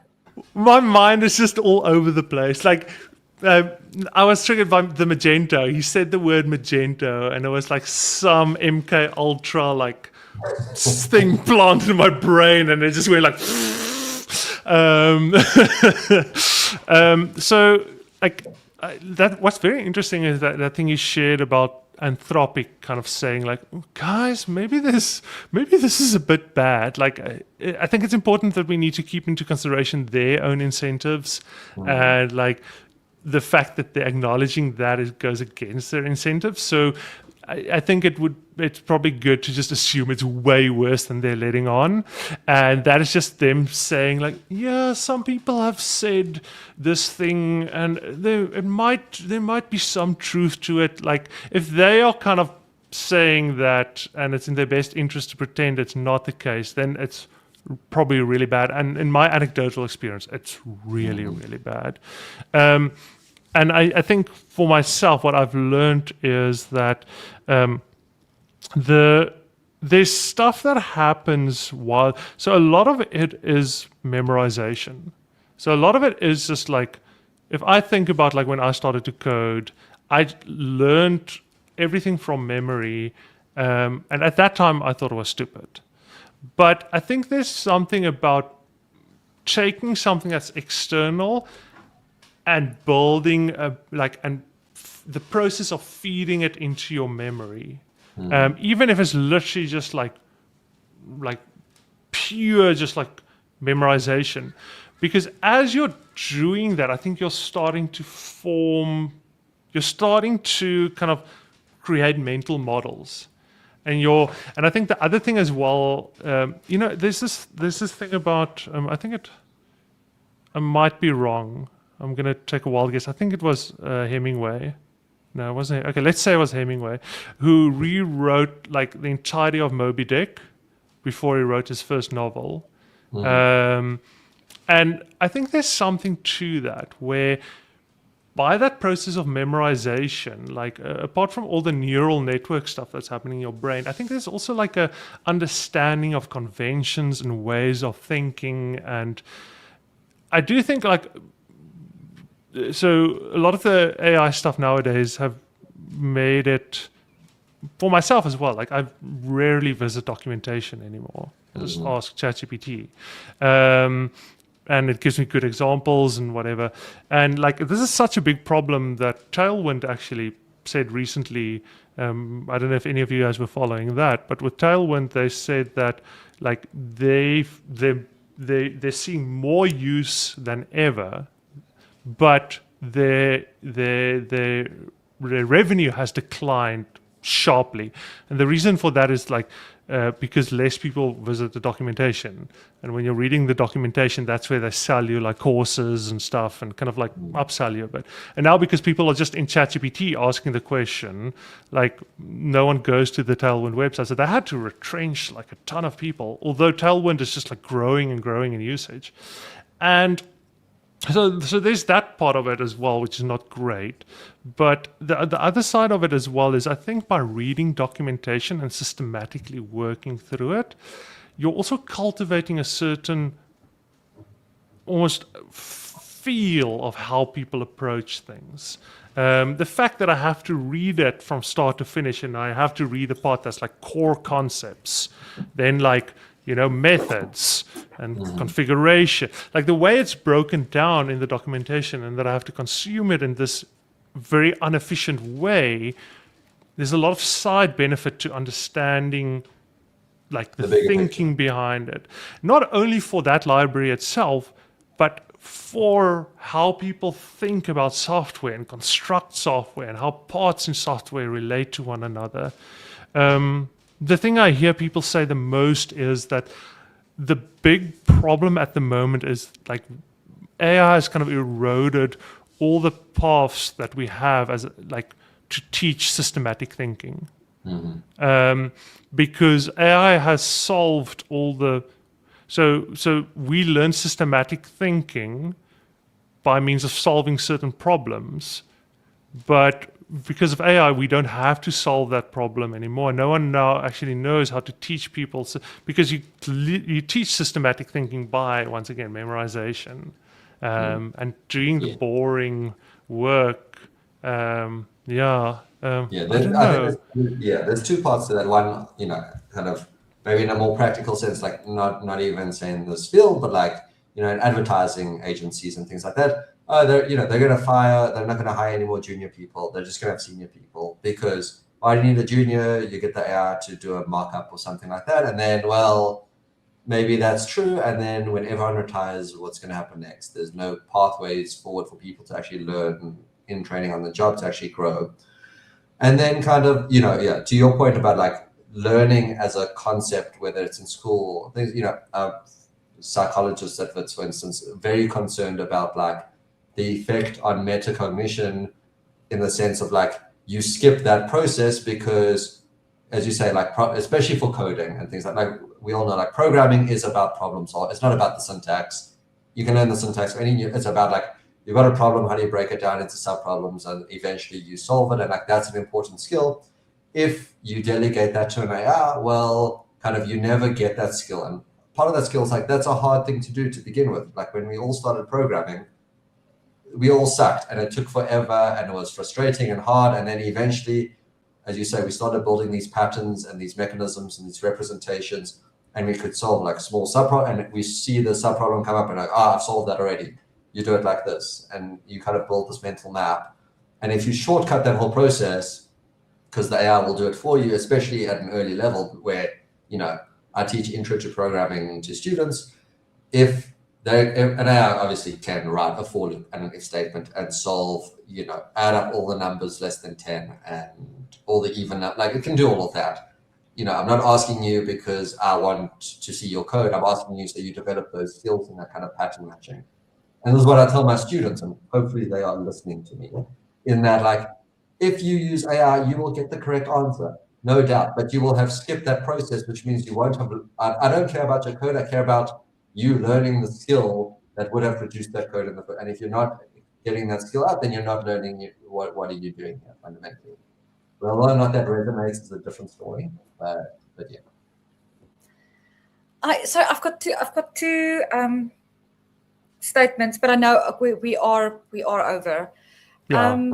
My wife has been giving me that look already. I think the kids are already sleeping. I haven't even eaten dinner. Yeah. The hungry people start looking at you from the side. I wanted to say, a talk like this, even broken down a little bit more and simplified. And I know you have very much simplified it, but I'm thinking about, the age where people like me do allow their children to interact with it, but I am not able to explain it to them in the way that you have. If we can bring something like this to schools, who can, and shame, I'm not saying you must do it, but it would, that is a lovely thing to explain to kids.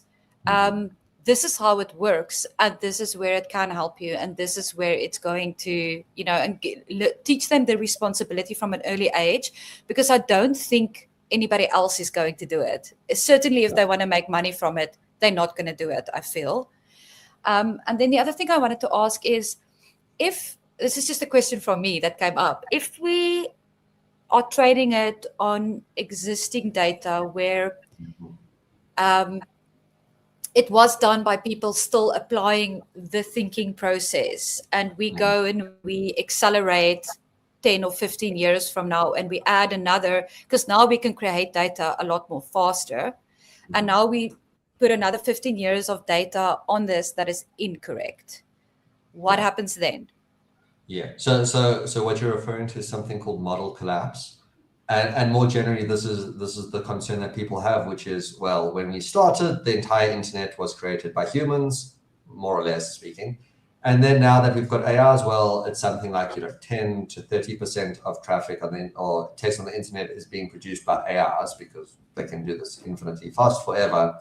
So if you train it again, well, the next iteration that you train, 10% or 20% of the internet, or some large percentage, is going to consist of synthetic data that a human didn't generate, that was generated by an AI. And so even if it's correct, it could all be correct, it doesn't matter. What matters is you have like a distribution over text that existed and was very human-like, and the large language model learned off of that and captured like the means and like the modes and the stuff that's like most common, like the login screens and all of that. And now it's just churning out that same thing. And so the stuff that was most common is now even more common. And the stuff that was least common and on the tails are disappearing, because more and more of the data is just piling up in that like central, like this is the most common thing. And so you would see that with things like even like different languages. Like if all the AIs are spewing out English, if you're looking at a low resource language like Swahili or Sotho or something like that, well, it was 0.1% of the internet. Now it's 0.001%. And if it continues, eventually there is just no, like the amount of data is so little compared to everything else, large language models will just lose the ability to represent that, because why would you care about something so small? And that's true of languages, but it's also true of like things that are not exactly like the mode or the mean or the things that are most popular. And so we will lose all of that stuff if we don't do something about it, or we don't correct in some way. The other thing as well is, and this is something that like I already see some of, is that the incentives for creating content and creating useful content online is there's no more incentives. So a lot of this is trained on data that was created in a time where you could run a blog that kind of like really went into depth about a topic and whatever, and you could sell advertising to fund that, or like if you look at things like even like CSS Tricks, Smashing Magazine, like List Apart, like a lot of these publications that were kind of like really disseminated a lot of this kind of like front end knowledge, kind of like either died out, or was very rarely, because like it's like there's no reason for me to now start. And the same with Stack Overflow, probably like Claude and these things are so good at like coding just because of things like Stack Overflow. There's no incentive in today's day and age to use something like Stack Overflow. So now that there are no more incentives, we're just now there's going to be this vacuum where there's nothing else to train it on.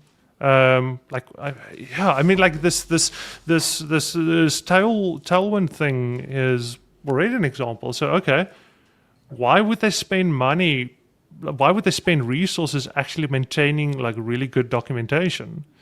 And so it's kind of like there's almost like this, I don't want to say it is parasitic relationship where it kind of like starves the actual thing that it kind of gets trained on of oxygen. But like then, you know, at the end of the day, like when you starve that thing of oxygen, then there's nothing else that you can train it on. Yeah, I find it very, and like, you know, I think it's explicit. I just want to explicitly say this as well, because I do think Anthropic has been on a bit of a really big like PR push recently with their clever advertising and whatever. And you see them shared on LinkedIn all the time, like, oh, look at this clever ad.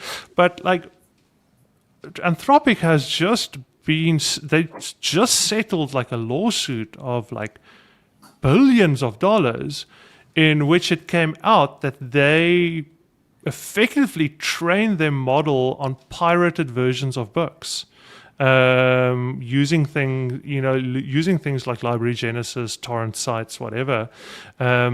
So it's not even about intellectual property at this point. Like they literally didn't even pay. They didn't even buy the book that they were training their model on. And so the problem is that like as these companies get more desperate to kind of like outpace one another, they're going to rely on more desperate means.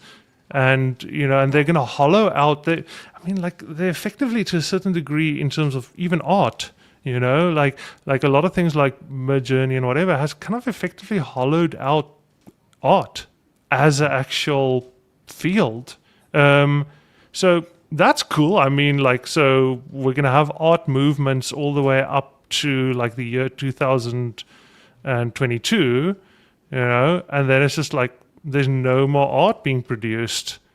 Maybe just random stuff on the fringes, but like once again, the incentives to make art is now, I don't know. It's very depressing, but like, and it almost feels like by the time that I often say that like the big problem is not only that like that in itself, but by the time we realize it's a problem, we just have like all these people who were artists or were copywriters or whatever that have kind of just moved on, and that field has just collapsed. There's no more institutional knowledge. You can't really go study to become a copywriter anymore because no one's interested. You just kind of lost all this institutionalized knowledge. And by the time we realize we kind of screwed ourselves, then like you have to start from scratch again. It's like, oh, cool. How do you actually do copywriting? How do you actually do art? Like how do you paint with like oil paints and whatever? I don't know. It's hard sometimes to not get really disillusioned by a lot of the stuff, but yeah. Well, maybe on a broader note, that that is certainly true, but I think that's true as a function also of just like technological progress in general, right? Like as technology moves on, certain jobs will be replaced and become obsolete, and more jobs will, like new jobs and new roles that we never imagined will come into existence. What those look like, we don't know, but I agree, especially on things like art, right? Where, making art in particular seems like a very human thing, and, something that like humanity contributes. And so it's not like, oh, well, we don't have any more horse carriage drivers. Okay. That's not the end of the world in terms of like what it means to be human, but art feels a bit closer to the soul, if you will. That was a good attempt, but I actually think there was a comment that actually, like, to your credit, Google is evil 4115. I think this is actually a really good rebuttal, and I actually concede to this, is that, like, the thing is, like, there's also, it's not necessarily always a bad thing if the financial incentives for things get removed. If we look at the film industry, like the film industry isn't really churning out like amazing films over the last 5 years. It's just like rehashes of the Avengers and reboots and whatever.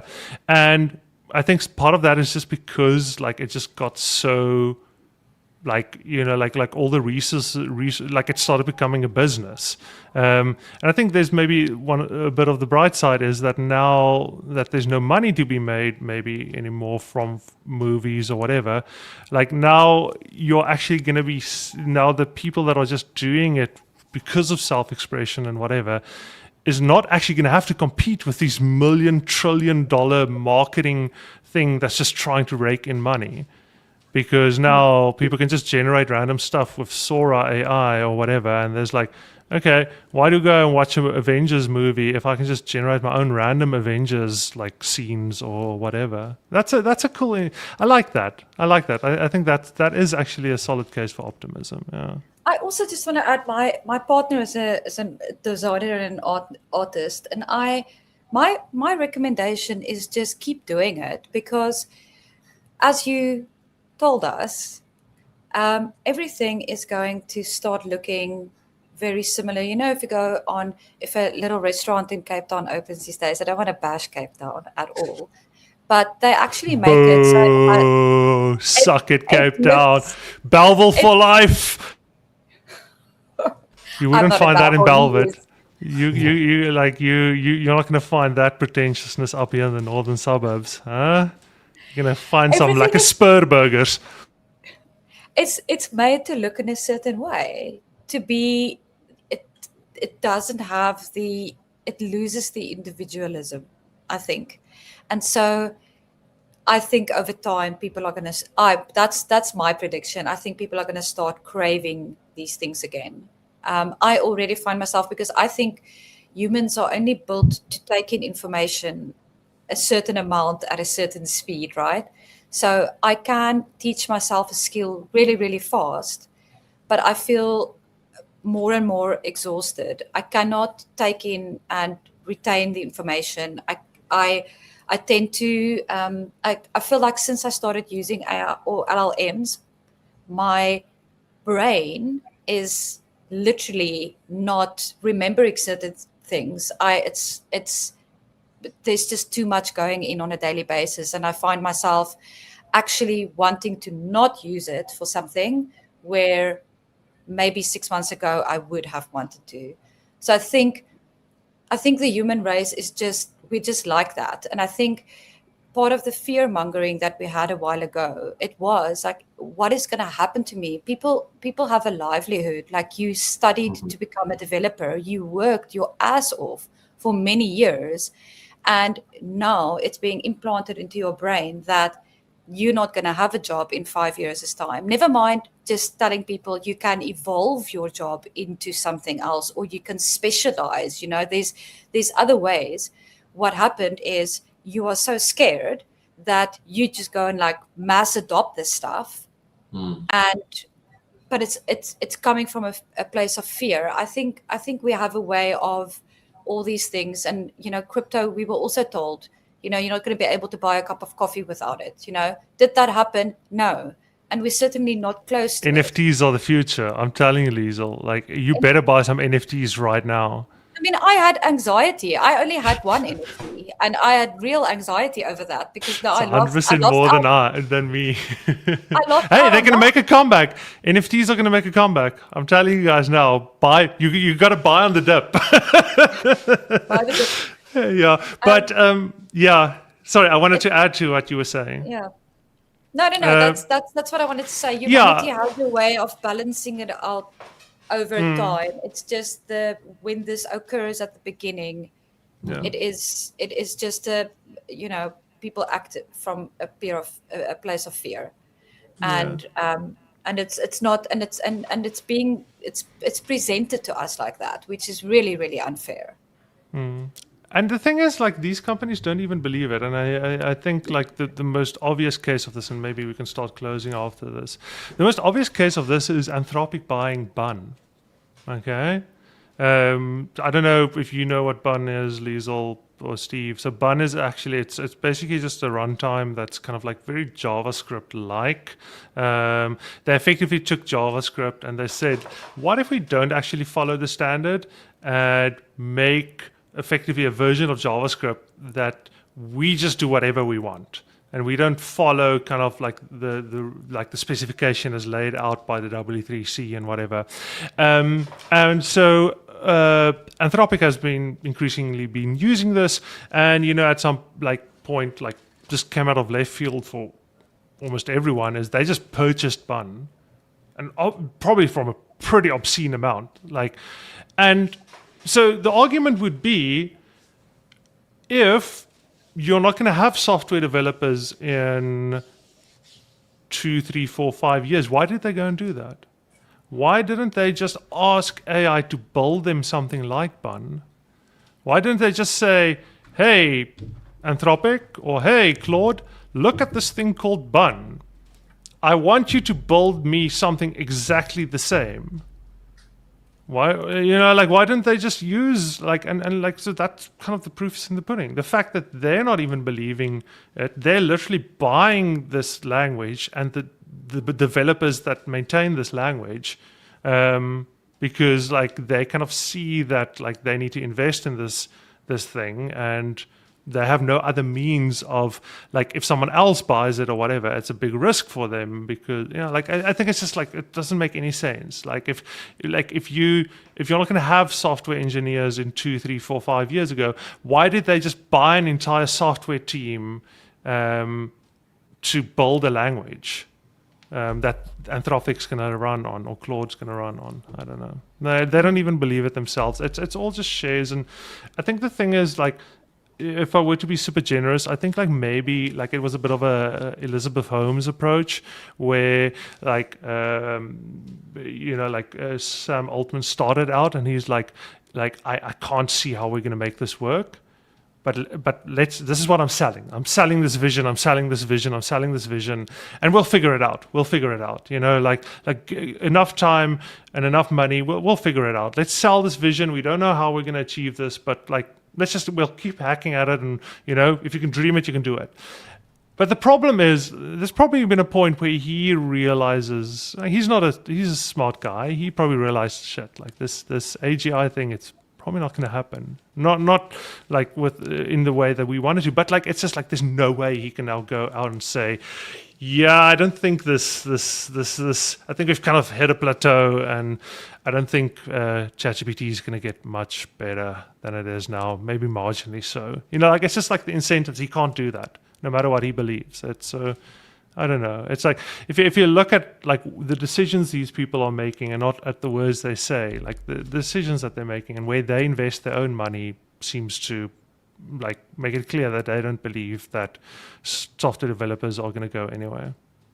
No. Yeah. All right. Okay. They're almost depressing, but then positive. I think if anything, I think the time is right. I think if you are a software developer now, you are gonna be in an amazing place in 5-10 years, when all these people that everyone that didn't go into software because they thought AI is going to replace software, we're going to have a massive crisis of intermediate and software developers. By the time so if you're a junior now, just stick at it, because by the time you become intermediate and senior, there's going to be a massive shortage of software developers, and also then all this money that's now getting diverted into LLMs is then going to come back into actually building software and SaaS things and whatever. My advice to anyone who's a junior right now, stick at it. Just try and survive the next 4 or 5 years. By the time you turn intermediate, you are just gonna be able to pick whatever job you want. Anyway. All right.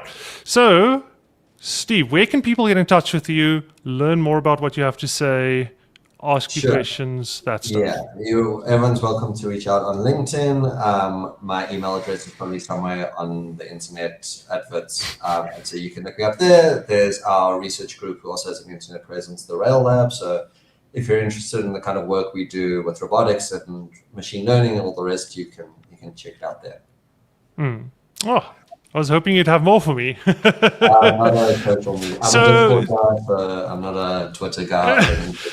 Yeah. So and then the other question I would have for you is, if this is all new to someone, they came into this conversation now thinking ChatGPT and AI and whatever, this is magic and it's gonna, it's gonna replace human brains and whatever, and they've kind of heard you speak and they're like, oh, okay, there's all this other stuff underneath it, and it's actually pretty accessible. It's not magic. Like, what would be a good place for someone to start in terms of if they want to have a basic foundational understanding of it, but they're not like computer scientists or anything? Yeah. Do you have any recommended resources? There's a great series of blogs about visualizing the different architectures and different machinery that goes into these models, such as transformers and things like that. Like one of the articles is called "The Transformer Visualized" and "BERT Visualized," and all of these. So I can certainly share that with the group here, and you can pass those along. I think those are really great. Is it J. Almer? Yes, that's it. Is it? Okay. Yes. Okay. Cool. I'll just share. Those are a great series of blog posts. There are some great textbooks out there. I think really, like, I mean, I don't want to say like use an LLM to learn about an LLM, but actually they would do a really good job of explaining at the level that you need, because that's, you know, one of the good things is you say, I am this is my background, please explain to me. You know, that's a good start as well. And otherwise, come enroll at university in a short course or something like that. There you go. There we go. Better watch out. One of the days you might be doing your PhD. Exactly. Someone also mentioned Welch Labs. I can't attest to this. I don't know, but like, might be worth something to check out as well. Yeah. Sorry, Liesel?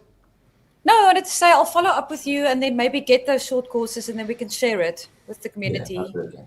We'll probably the StreamYard does render a recording, right? Yes, 100%. So we'll share the recording.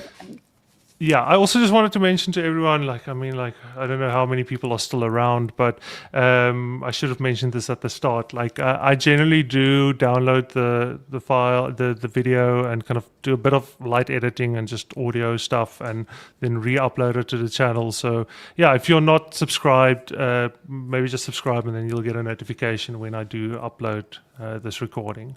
Yeah. Thank you again. Thank Awesome. you so much. Yeah. All right. Cool. Thanks so much, Steve. Cool. All right. Bye guys.